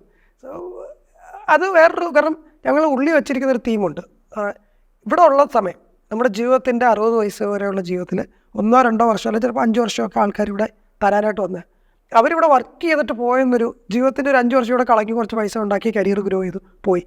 അതൊന്നല്ലാതെ എനിക്ക് കുറേ ഓർമ്മകൾ, നമ്മൾ കലാലയങ്ങൾ താല്പര്യമുള്ള അതുകൊണ്ടാണ്. അവിടുന്ന് ഏറ്റവും കൂടുതലുള്ളത് ഓർമ്മകളാണ്. അപ്പോൾ ഞങ്ങളുടെ കമ്പനീൻ്റെ ഉള്ളിലുള്ളൊരു കാര്യം എന്ന് പറഞ്ഞാൽ ഇന്ത്യയിൽ ഏറ്റവും കൂടുതൽ മെമ്മറീസ് ക്രിയേറ്റ് ചെയ്യാൻ പറ്റുന്ന ഒരു ടീമായിരിക്കണം. അതൊന്ന്, ആ ഒരു സ്കെയിൽ എനിക്ക് അടുത്ത വർഷം കാണണം. അപ്പോൾ അതിന് ഇപ്പം ചെയ്തതല്ല, ഇതിൻ്റെ ഇരട്ടി എന്ത് ചെയ്യാൻ പറ്റും എന്നാണ് എപ്പോഴും ഞങ്ങൾ ആലോചിക്കുന്നത്. 2, നമ്മൾ ചിന്തിക്കുന്ന പറഞ്ഞാൽ ബിസിനസ് പരമായിട്ട് ഇതുവരെ നമ്മൾ ഗ്രോ ചെയ്യുന്ന ഒരു 12 to 15% ഗ്രോത്ത് ആയിരുന്നു മന്ത് ഓൺ മന്ത്. അത് 20% നമ്മൾ ആക്സിലറേറ്റ് ചെയ്യാൻ പോകുന്നത്. ആ ആക്സിലറേഷൻ എന്ന് പറയുമ്പം നമ്മുടെ ബ്രെയിനിൽ നമ്മളത് സ്ട്രെച്ച് ചെയ്യണം. ടീം ഒന്ന് സ്ട്രെച്ച് ചെയ്യും. അവർ ചെയ്തുകൊണ്ടിരിക്കുന്ന അവർ കംഫോർട്ടിലോട്ട് എത്തി വരുന്നത് എനിക്കൊരു ഫീല്. അപ്പോൾ നമ്മൾ സ്ട്രെച്ച് ചെയ്യുന്നത്. നമ്മൾ ഈ ദൈവം ഒരു സാധനം എടുത്ത് വെച്ചിട്ടുണ്ട്, നമ്മൾ ആ എടുത്താൻ പോകുമ്പം അത് മാറ്റി വെക്കുന്നത് പറയുന്ന പോലെ അത് സ്ട്രെച്ച് ചെയ്യാം. ബിസിനസ് ഒന്ന് സ്കെയിലാവും. ഒരു 15-20% സ്കെയിലിലോട്ട് കൊണ്ടുവന്നു. തേർഡ് എന്ന് പറയുന്നത്, ഞങ്ങൾ തുടങ്ങിയപ്പോൾ നമുക്കൊരു 6-7 കോമ്പറ്റീറ്റേഴ്സ് ഉണ്ടായിരുന്നു ഇന്ത്യയിൽ. ഇന്ന് ഞങ്ങൾ നോക്കുമ്പം ആ കോമ്പറ്റീറ്റേഴ്സിൽ അന്ന് നമ്മളെ ഏറ്റവും താഴെ കടന്ന് നമ്മൾ ഇന്ന് നമ്പറിൽ 2ാമത് എത്തിയിരിക്കുകയാണ് ഇന്ത്യയിൽ. എൻ്റെ ഏറ്റവും വലിയ കോമ്പറ്റീറ്ററിൻ്റെ 2ാമത്. അപ്പം ഇടയ്ക്കുള്ളവരൊക്കെ ചിലവരൊക്കെ ഡൗൺ ആയി, ചിലവരൊക്കെ ഇൻറ്റേർണൽ ഇഷ്യൂ കൊണ്ട് കമ്പനി സ്റ്റോപ്പ് ചെയ്തു, ചിലവരൊക്കെ അവർ പല കാര്യങ്ങളും ചെയ്തു. പ്രിസ്റ്റിൻ കേത് ഒരു യൂണിക്കോൺ സ്റ്റാർട്ടപ്പാണ്. 2-3 ഇന്ത്യൻ സ്റ്റാർട്ടപ്പ് ഒരു 1 billion വാല്യുവേഷനിലേക്ക് എത്തി. അത്രമാത്രം ചെയ്ത് അവർ 4000 സർജറീസോളം ചെയ്യുന്നുണ്ട്. നമ്മളിപ്പോൾ 500-600 സർജറി വരെ എത്തി 1ാം വർഷം തന്നെ. അവർ 4000 ചെയ്യുന്നത് ഇപ്പോൾ 4ാമത്തെ വർഷമാണ്. സോ അവർ ചെയ്യുന്ന മോഡൽ കംപ്ലീറ്റ്ലി വേറെയാണ്. അവരുടെ സ്വന്തം ഡോക്ടർ, അവരുടെ പേറോളിൽ അവർ സ്വന്തം കൺസ്യൂമബിൾ, അവർ സ്വന്തം പേഷ്യൻറ്റ്, അവരൊരു സ്മോൾ ഹോസ്പിറ്റലിൽ ചെന്നിട്ട് അവരുടെ OT മാത്രം റെൻറ്റിനെടുത്തിട്ട് അവിടെ സർജറി ചെയ്തിട്ട് അവർ സർജറി കഴിഞ്ഞിട്ട് പോയി. അപ്പോൾ ഈ ചെറിയ ഹോസ്പിറ്റൽ വളരുന്നില്ല, അവിടുത്തെ ഡോക്ടേഴ്സിനെ യൂട്ടിലൈസ് ചെയ്യുന്നില്ല, അവിടുത്തെ റിസോഴ്സുകൾ ഗ്രോ ചെയ്യുന്നത്. അവർ ആക്ച്വലി ഈ സ്മോൾ മീഡിയം ഹോസ്പിറ്റലിൻ്റെ ഒരു കോമ്പറ്റീറ്ററായിട്ട് മാറിക്കൊണ്ടിരിക്കുകയാണ്. പക്ഷെ ഞങ്ങൾ ഈ ഹോസ്പിറ്റലും ഇവിടുത്തെ ഡോക്ടർ അവിടെ ഇരിപ്പുണ്ടല്ലോ, ഇദ്ദേഹം നോക്കുമ്പോൾ എന്താണ്, ഞാനിവിടെ ഇരിപ്പുണ്ട്, ആരോ വന്ന് സർജറി ചെയ്തിട്ട് പോകുന്നു, പിന്നെ ഞാനെന്തിനാണ് ഇവിടെ നിന്നൊരു ചെയ്യുന്നതായിട്ട്. ഞങ്ങളപ്പോൾ തിരിച്ചാണ്. നമ്മൾ ആ ഹോസ്പിറ്റലിൽ അവിടുത്തെ എക്സ്പീരിയൻസ്ഡ് ഡോക്ടേഴ്സ് അവിടെ ഇരിപ്പുണ്ട്, അവരെ യൂസ് ചെയ്യുക, അവർക്ക് കൂടുതൽ സപ്പോർട്ട് കൊടുക്കുക. ഈ ഹോസ്പിറ്റൽ ഓണർ സ്ട്രഗിൾ ചെയ്യുന്നുണ്ട് അത് ഗ്രോ ചെയ്യാൻ, പുള്ളീനെ സപ്പോർട്ട് ചെയ്യുക, പുള്ളിക്ക് കൂടുതൽ ബിസിനസ് കൊടുക്കുക, ബിസിനസ് എത്തിക്കാൻ പറ്റുക. എന്നിട്ട് പുള്ളിയുടെ കേപ്പബിലിറ്റിയും ഡോക്ടറിൻ്റെ കേപ്പബിലിറ്റിയും ആൾക്കാരിലോട്ട് എത്തിക്കുക. അത് അറിയുമ്പോൾ ആൾക്കാർക്ക് ഉറപ്പ് ഓക്കെ ഇത് വലിയ ഹോസ്പിറ്റലിൽ മാത്രമല്ല ഇവിടെ ഉണ്ട് എന്ന് മനസ്സിലാകുമ്പോൾ അവർ ഉറപ്പായിട്ടും അവിടെ തന്നെ ചെയ്യത്തുള്ളൂ. സോ അങ്ങനെ അതാണ് അടുത്ത. അപ്പം കോമ്പറ്റീഷൻ അവരുണ്ട്, നമ്മളിപ്പോൾ അവരോട്ട് മുകളിൽ എത്തണമെന്നുള്ള ആഗ്രഹത്തിലാണോ ഇത്രയും ടൈമിനുള്ളിൽ അവരെക്കാളും നമ്പറിലോട്ട് എത്തുന്നുള്ള പ്ലാൻ ഉണ്ടോ? കോൺഫിഡൻസിന് പറയുവാണെങ്കിൽ അതിന് മേളിലെത്തും. ഓക്കെ. ഇന്ത്യയിലെ ഏറ്റവും വലിയ പേഷ്യൻ്റ് ട്രസ്റ്റ് ചെയ്യുന്നതും എക്സ്പീരിയൻസ് ചെയ്യുന്നതും ഏറ്റവും കൂടുതൽ ഹോസ്പിറ്റലിൽ അത് 3 കാര്യമാണ്: പേഷ്യൻറ്റ്, ഡോക്ടർ, ഹോസ്പിറ്റൽ ഓണേഴ്സ്. ഇവർ 3 പേരും ഏറ്റവും കൂടുതൽ സ്നേഹിക്കാൻ പോകുന്ന ഒരു കമ്പനി നമ്മളുടെ ആയിരിക്കും, അത് ഉറപ്പാണ്. അപ്പം അതിന് ടൈം ഉണ്ടായിരിക്കും, അതിലൊരെത്തും നമ്മൾ. പക്ഷേ 3 എന്ന് പറയുന്നത് നമ്മളിപ്പം പേഷ്യൻറ്റിൻ്റെ എക്സ്പീരിയൻസിനായിരുന്നു ഏറ്റവും കൂടുതൽ. ഒരു സ്റ്റാർബക്സ് എന്ന് പറഞ്ഞാൽ നമ്മൾ പോകുന്നവരുടെ എക്സ്പീരിയൻസ് ആണ്. അവിടുത്തെ പല കാര്യങ്ങളും ഏറ്റവും കൂടുതൽ നമ്മൾ നോക്കുന്നത് അവിടെ കിട്ടുന്നൊരു എക്സ്പീരിയൻസിനാണ്. സോ നമ്മുടെ ഏറ്റവും വലിയ ആഗ്രഹം എന്ന് പറഞ്ഞാൽ ഈ മിഡിൽ ക്ലാസ് അത് താഴോട്ടുള്ള ആൾക്കാർ അവർ ഹെൽത്ത് കെയർ എക്സ്പീരിയൻസ് ചെയ്യണം. അവർക്ക് വേണ്ടി നമുക്ക് ചെയ്യാൻ എന്താണ് ഏറ്റവും കൂടുതൽ എക്സ്പീരിയൻസ്. ഞാൻ എല്ലാ വലിയ ഹോസ്പിറ്റലിലും വർക്ക് ചെയ്തിട്ടുള്ളതാണ്. അവിടെ കിട്ടുന്നതിനെക്കാട്ടിലും എന്താണ് എക്സ്പീരിയൻസ് ഇവർക്ക് കൊടുക്കാൻ പറ്റുന്നത്, അതാണ് ആദ്യത്തേത് നമ്മൾ ഉദ്ദേശിച്ചിരുന്നത്. 2, നമ്മളോട് പാർട്ട്ണർ ചെയ്ത ഹോസ്പിറ്റൽ അവരുടെ കേപ്പബിലിറ്റീസ് കൂടുതൽ യൂസ് ചെയ്യുക, ഇതായിരുന്നു ആദ്യം. 2ാമത്തെ സ്കെയിൽ എന്ന് പറഞ്ഞാൽ നമ്മൾ 2 വർഷത്തിലാണല്ലോ പറയുന്നത്. 2ാമത്തെ വർഷം നമ്മൾ നോക്കുന്നത് പറഞ്ഞാൽ ഇതേ ഹോസ്പിറ്റൽസിൽ റൂംസുകൾ മൈക്കെയർ സ്റ്റാൻഡേർഡിലാക്കുക എന്നുള്ളത്. ഇപ്പോൾ ഒരു 5 റൂം അവരുടെ തന്നെയാണ് ഹോസ്പിറ്റൽ. ഇപ്പോൾ നിങ്ങളുടെ ഹോസ്പിറ്റലാണ് നിങ്ങളുടെ തന്നെയാണ് ഹോസ്പിറ്റൽ. പക്ഷേ ഞങ്ങളുടെ പേഷ്യൻറ്റ് ഇപ്പോൾ ഒരു ഹോസ്പിറ്റലിലോട്ട് ഒരു ദിവസം 5 അഡ്മിഷൻ ഉണ്ടെന്ന് വിചാരിച്ചു. ആ 5 പേരും ഞങ്ങളുടെ സ്റ്റാൻഡേർഡിലുള്ള റൂമിലായിരിക്കും. അവിടെ ഒരു AC കാണണം, അവിടെ ക്ലീൻ ബെഡ്ഷീറ്റും ആയിരിക്കണം, റൂമിൻ്റെ ലുക്ക് ആൻഡ് ഫീൽ കറക്റ്റ് ആയിരിക്കും, ബാത്റൂമിലുള്ള അക്സസറീസും കാര്യങ്ങളും എല്ലാം അവിടെ കാണണം, പേഷ്യൻസിനുള്ള ഡയറ്റ് ഫുഡ് കൊടുക്കണം. കാരണം ചെറിയ ഹോസ്പിറ്റലിൽ ചിലപ്പോൾ സ്ട്രഗിൾ ചെയ്ത കുറേ കാര്യങ്ങളായിരിക്കും ഇതൊക്കെ. പേഷ്യൻസിന് ഇൻഫോർമേഷൻസ് എത്രമാത്രം ടെക്കിൽ അവരിൽ എത്തിക്കാൻ പറ്റുമോ അതാണ്. സോ എൻ്റെ പേഷ്യൻറ്റ് ഇന്ത്യയിലെ ഏത് സ്റ്റേറ്റിൽ പോയാലും ചെന്ന് കയറാൻ പോകുന്ന ഏത് ഹോസ്പിറ്റലാണെങ്കിലും ഞാൻ പോകുന്ന റൂം, ആ എക്സ്പീരിയൻസ്, അതും നമ്മുടെ പേഷ്യൻറ്റിന് കൊടുക്കാൻ പറ്റുന്ന വേറൊരു എക്സ്പീരിയൻസിലോട്ട് എത്തിക്കുക എന്നുള്ളത്. 3, എൻ്റെ ഡോക്ടേഴ്സ്. ഈ ഡോക്ടേഴ്സിന് അവർക്ക് എന്ത് കൂടുതൽ ചെയ്യാൻ പറ്റും, അവരുടെ OPD. അപ്പം നമ്മുടെ പേഷ്യൻസ് പ്ലാറ്റ്ഫോമിൽ വന്നു, ജേർണി ഒരു പോയിൻ്റ് വരെ നമ്മുടെ എക്സ്പീരിയൻസിലാണ്. അത് കഴിയുമ്പം ഉള്ള എക്സ്പീരിയൻസും എത്രമാത്രം മൈക്കെയർ സ്റ്റാൻഡേർഡിലോട്ടാക്കാൻ പറ്റും. അപ്പോൾ ഇതാണ് 2 വർഷത്തിനുള്ളിൽ ഏറ്റവും കൂടുതൽ ബെഡുകൾ നമ്മുടെ സ്ഥലത്തേക്ക് കൊണ്ടുപോകുക. അതിൻ്റെ കൂടെ തന്നെ നമ്മൾ ആലോചിക്കുന്ന ഒരു സിറ്റിയിൽ 1000 സർജറീസിലോട്ട് എത്തുമ്പം നമ്മുടെ തന്നെ ഒരു ഒരു ഒരു ഒരു ക്ലിനിക് സ്പേസ്, നമ്മുടെ ഈ ഹോസ്പിറ്റലിലെ ഡോക്ടർ അവിടെ വരാം, നമ്മുടെ പേഷ്യൻറ്റ് ഇവിടെ വരും. സർജറി ചെയ്യുന്ന ദിവസം മാത്രം ഹോസ്പിറ്റലിൽ പോയാൽ മതിയല്ലോ. എന്തിനാ സർജറി, ഒരു പ്ലാൻഡ് സർജറിയിലുള്ള ആൾ ഇൻഫെക്ഷൻ ഒക്കെ ഉള്ള ഹോസ്പിറ്റലിലോട്ട് നേരത്തെ പോയിരുന്ന് അന്ന് പോയാൽ മതിയല്ലോ. സോ എല്ലാ പേപ്പർ വർക്കും കൺസൾട്ടേഷനും സ്ക്രീനിങ്ങും സർജറിക്ക് മുമ്പുള്ള എല്ലാ കാര്യങ്ങളും ചെയ്യേണ്ടത് നമ്മുടെ ഇപ്പോൾ ആപ്പിൾ സ്റ്റോർ എന്നൊക്കെ പറയുന്ന പോലെ മൈക്കെയർ സെൻറ്ററിൽ വന്ന് എല്ലാ കാര്യങ്ങളും തീർത്തിട്ട് സർജറിയുടെ ദിവസം മാത്രം അവിടെ പോവുക. നമ്മുടെ എക്സ്പീരിയൻസ് റൂം ഉണ്ടായിരിക്കും, അവിടെ അഡ്മിറ്റ് ആവുക, സർജറി ചെയ്യുക, ഡിസ്ചാർജ് ചെയ്യുക. പിന്നെ പോസ്റ്റ് കെയറിനും നമ്മുടെ സെൻറ്ററിലായിരിക്കണം വരേണ്ടത്. സോ അപ്പോൾ നോക്കുമ്പോൾ എല്ലാ വാല്യൂ ചെയിനും നമ്മൾ ടച്ച് ചെയ്തു. അങ്ങനെ ആയിരിക്കും നമ്മളുടെ ഒരു 2 ഇയർ നമ്മൾ വെച്ചിരിക്കുന്നത്. മനസ്സിലായി, കൊള്ളാം. അപ്പോൾ ഒരുപാട് വലിയ പ്ലാനുകളുണ്ട്. എന്തായാലും മേ ബി ഒരു 1 ഇയറോ അല്ലെങ്കിൽ 2 ഇയറോ കഴിയുമ്പോൾ ഇതിൻ്റെ എത്രത്തോളം കാര്യങ്ങൾ എന്തൊക്കെയായി എന്നുള്ളതൊക്കെ നമ്മൾ ചോദിച്ച് മനസ്സിലാക്കാം. പിന്നെ കമൻറ്റ് ചെയ്യാൻ മറക്കരുത്. എന്താ വെച്ചാൽ നിങ്ങൾക്ക് ഇതുപോലെ ഇപ്പോൾ ഞാൻ ചോദിച്ച ചോദ്യങ്ങളിൽ എനിക്ക് പറ്റാവുന്ന രീതിയിൽ ഞാൻ ബേസിക് കാര്യങ്ങൾ ചോദിച്ചിട്ടുണ്ട്. അതിലും ചെറിയ കാര്യങ്ങൾക്ക് പലപ്പോഴും നിങ്ങൾക്ക് ഡൗട്ട് ഉണ്ടാവും. പക്ഷേ പലപ്പോഴും നിങ്ങൾ ഓരോരുത്തരെയും സ്റ്റേജ് നമ്മളൊക്കെ കഴിഞ്ഞു വന്നതാണ്, പക്ഷേ നമുക്കത് മറന്നിട്ടുണ്ടാവും പല സ്റ്റേജുകൾ. അപ്പോൾ നിങ്ങൾക്ക് ഫേസ് ചെയ്യണ എന്തെങ്കിലും ഇഷ്യൂസൊക്കെ ഉണ്ടെങ്കിൽ കമൻറ്റ് ചെയ്ത് ചോദിക്കാം, നമുക്ക് ചോദിക്കാം. ഇനിയിപ്പോൾ ഒരു 1 ഇയർ 2 ഇയർ കഴിഞ്ഞാൽ ചെറിയ ഡിസ്കഷൻ പോലെ ഞങ്ങളിവിടെ കോഫി ചാറ്റായിട്ട് ഡിസ്കസ് ചെയ്യുമ്പോഴും ചിലപ്പോൾ ചില കാര്യങ്ങൾ ചോദിക്കാം, ഡിസ്കസ് ചെയ്യാൻ ഞാൻ ചാനലിൽ അറിയിക്കാം, അങ്ങനെയൊക്കെ അറിയിക്കാം. അപ്പോൾ എല്ലാം കൊണ്ടും ഈ പുതിയ പ്ലാനുകൾ വർക്കൗട്ട് ആവട്ടെ. ഇന്ത്യയിൽ ഒരുപാട് പേഷ്യൻസിന് സർജറിക്ക് ഹെൽപ്പ് ചെയ്യട്ടെ, മൈക്കെയർ ഹെൽപ്പ് ചെയ്യട്ടെ, കെയർ വരട്ടെ, കെയർ ഹെൽത്ത് കെയറിൽ തിരിച്ചു കൊണ്ടുവരട്ടെ. ഇതെന്ന് പറഞ്ഞാൽ കേൾക്കുന്ന ആൾക്കാരുള്ളൂ പറയാനുള്ളത്, നിങ്ങൾ എന്ത് ചെയ്യുവാണെങ്കിലും ഒരു ഫൗണ്ടർ ജേണിയിൽ ഞാൻ പറയാൻ വിട്ടുപോയൊരു കാര്യം എന്ന് പറഞ്ഞാൽ, ഒരു ഫൗണ്ടർ ജേണി പരാജയമാണെങ്കിലും വിജയമാണെങ്കിലും ഇതിൻ്റെ അവസാനം വരുന്നൊരു വലിയ കാര്യമുണ്ട്. നിങ്ങൾ നല്ലൊരു മനുഷ്യരാകും. കാരണം ആൾക്കാരുടെ അടുത്ത് പോയി കൈ നീട്ടാനും അവരുടെ റിജക്ഷൻ മേടിക്കാനും തുപ്പലും ആട്ടിലും എല്ലാം മേടിക്കാനും ആൾക്കാരിൽ ബന്ധങ്ങൾ, കാരണം ഇവിടെ നമ്മൾ പഠിച്ച് മാറി നിന്നാൽ പറ്റത്തില്ല. ഞാൻ അങ്ങോട്ട് പോയി ഇടിച്ച് കയറിയാലേ വരത്തുള്ളൂ. ഇഷ്ടമില്ലെങ്കിലും അവരോട് സംസാരിച്ചാൽ വരത്തുള്ളൂ. അവർ തരാൻ താല്പര്യമില്ലെങ്കിലും ഞാൻ അവരോട് പിന്നെയും ചിരിച്ച് കാണിച്ചാൽ വരത്തുള്ളൂ. സോ ഞാൻ ഏറ്റവും കൂടുതൽ സന്തോഷിക്കുന്ന എൻ്റെ ഈ 12-13 വർഷത്തെ എക്സ്പീരിയൻസിനെക്കാട്ടിലും കൂടുതൽ ഈ 1.5 വർഷമാണ്. കാരണം എൻ്റെ ജീവിതത്തിൽ ഏറ്റവും കൂടുതൽ ഞാൻ ഒരു മനുഷ്യനായി ജീവിച്ചു, അതിനൊരു വെർത്തുണ്ട് എന്നൊരു ഫീലായത് ഞാൻ സ്വന്തമായിട്ട് സ്റ്റാർട്ട് ചെയ്ത് ഈ ഒരു പ്രോസസ്സിലൂടെ കടന്നു പോയപ്പോൾ. അപ്പം കേട്ടോണ്ടിരിക്കുന്ന എല്ലാവരും നിങ്ങൾ എന്ത് പഠിക്കുന്നവരാണ്, ചെറിയ കാര്യങ്ങളായാലും ചെയ്തു നോക്കൂ. പിന്നെ വേറെ കാര്യമുണ്ട്, ഈ ഒരു കാലഘട്ടവും മാറി വരിക. നിങ്ങളൊരു സ്റ്റാർട്ടപ്പ് ഇട്ട് പരാജയപ്പെട്ടെന്ന് നിങ്ങളുടെ CV എഴുതാമെങ്കിൽ റിക്രൂട്ട്മെൻറ്റിൻ്റെ ചാൻസ് ഇച്ചിരി കൂടുതലാണ്. നിങ്ങൾ MBA മാത്രം പഠിച്ചെന്ന് പറയാതെ MBA പഠിച്ചു, ഞാനൊരു സ്റ്റാർട്ടപ്പോടെ ഇട്ടു, വിജയിച്ചോ പരാജയം അത് രണ്ടാമത്തെ കാര്യം. പക്ഷെ പരാജയം എന്ന് പറഞ്ഞ് എഴുതി കഴിഞ്ഞാൽ നിങ്ങൾക്ക് മറ്റവരെ കിട്ടുന്നതിനേക്കാളും ചാൻസസ് കൂടുതലായി. കാരണം നീ ഓൾറെഡി ജീവിതത്തിൽ പൊരുതാൻ വേണ്ടി ഇറങ്ങി, എന്നിട്ട് പരാജയപ്പെട്ടാലും പിടിച്ചു നിന്നു. സോ ഒരു നല്ല മനുഷ്യരാകാൻ ഇത് ഹെൽപ്പ് ചെയ്യും എന്ന് വിശ്വസിക്കുന്നു. ഈ ഒരു അവസരം തന്നതിന് എൻ്റെ സുഹൃത്താണെങ്കിൽ ഞാനൊന്നും പറയുന്നില്ല, കരഞ്ഞുപോയി. ഞാനൊന്നും പറയുന്നില്ല. ഇന്റർവ്യൂ ആണ്. ഇനി ഒരുപാട് ഫൗണ്ടേഴ്സിനെ നമുക്ക് കൊണ്ടുവരാനുണ്ട്, ഒരുപാട് ഇതുപോലുള്ള കാര്യങ്ങൾ അറിയിക്കാനുണ്ട്. അപ്പോൾ നമുക്ക് ഒരുപാട് ഫൗണ്ടേഴ്സിനെ കൊണ്ടുവരാം. അപ്പോൾ ഇത് എന്തായാലും വന്ന് പരിപാടി ശരിക്കും ഇനാഗുറേറ്റ് ചെയ്യാണ് ഇവിടെ ചെയ്തത്. സന്തോഷമുണ്ട് വന്ന് നാട് മുറിക്കാനൊന്നും ഇല്ല.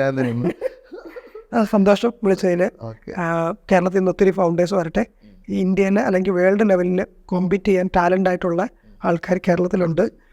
കേരളത്തിൽ നിന്ന് ബിൽഡ് ചെയ്യണം, അതാണ് വേണ്ടത്. കേരളത്തിൽ നിന്ന് ബിൽഡ് ചെയ്ത് ലോകത്തിൻ്റെ മുമ്പിൽ കാണിച്ചു കൊടുക്കണം. കേരളത്തിലുള്ളവരും ഒട്ടും പുറകിലല്ല ഒന്നിലും. അത് സ്റ്റാർട്ടപ്പിലും നമ്മൾ പുറകിലാകരുത്. സ്റ്റാർട്ടപ്പിലും ബിൽഡ് ചെയ്യുക, കേരളത്തിൽ നിന്ന് ബിൽഡ് ചെയ്യുക. ഇപ്പോൾ ലാസ്റ്റ് പോയിൻ്റ് ഒരു പോയിൻ്റ് എന്ന് പറഞ്ഞാൽ എൻ്റെ വൈഫ് UK-ലും US-ലും ഒക്കെ ഉള്ള കമ്പനീസിൽ വർക്ക് ചെയ്തെന്ന് പറഞ്ഞു. പുള്ളിക്കാരിയും റിസൈൻ ചെയ്തു, കേരളത്തിൽ തിരിച്ചു വന്നു. അതിന് കുറച്ച് ഞാൻ വേറെ കഥ കൊണ്ടുവന്നു. വൈഫ് ഒരു സ്റ്റാർട്ടപ്പ് ചെയ്ത് എനിക്കിപ്പം 3 കുഞ്ഞുങ്ങളുണ്ട്. കേരളത്തിൽ തിരിച്ചു വന്നു. കേരള സ്റ്റാർട്ടപ്പ് മിഷനിൽ ഒരു വുമൺ ഓൺടർപ്രണറായി ജനറേറ്റീവ് AI ഒരു സ്റ്റാർട്ടപ്പ് ബിൽഡ് ചെയ്യുന്നു.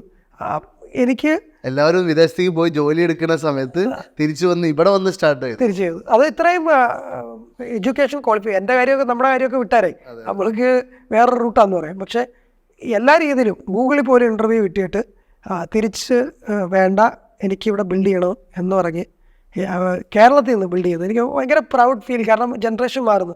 ഞങ്ങളുടെ കുഞ്ഞുങ്ങളൊക്കെ ചിലപ്പം 3 പേരുണ്ട്. അപ്പം കോഫൗണ്ടേഴ്സിന് ഒരു പ്രശ്നമില്ല, വീട്ടിൽ നിന്ന് തന്നെ കോഫൗണ്ടേഴ്സ് അയക്കണം. സോ എന്നാ വിളിച്ചതിന് ഒത്തിരി സന്തോഷം. Thank you sir.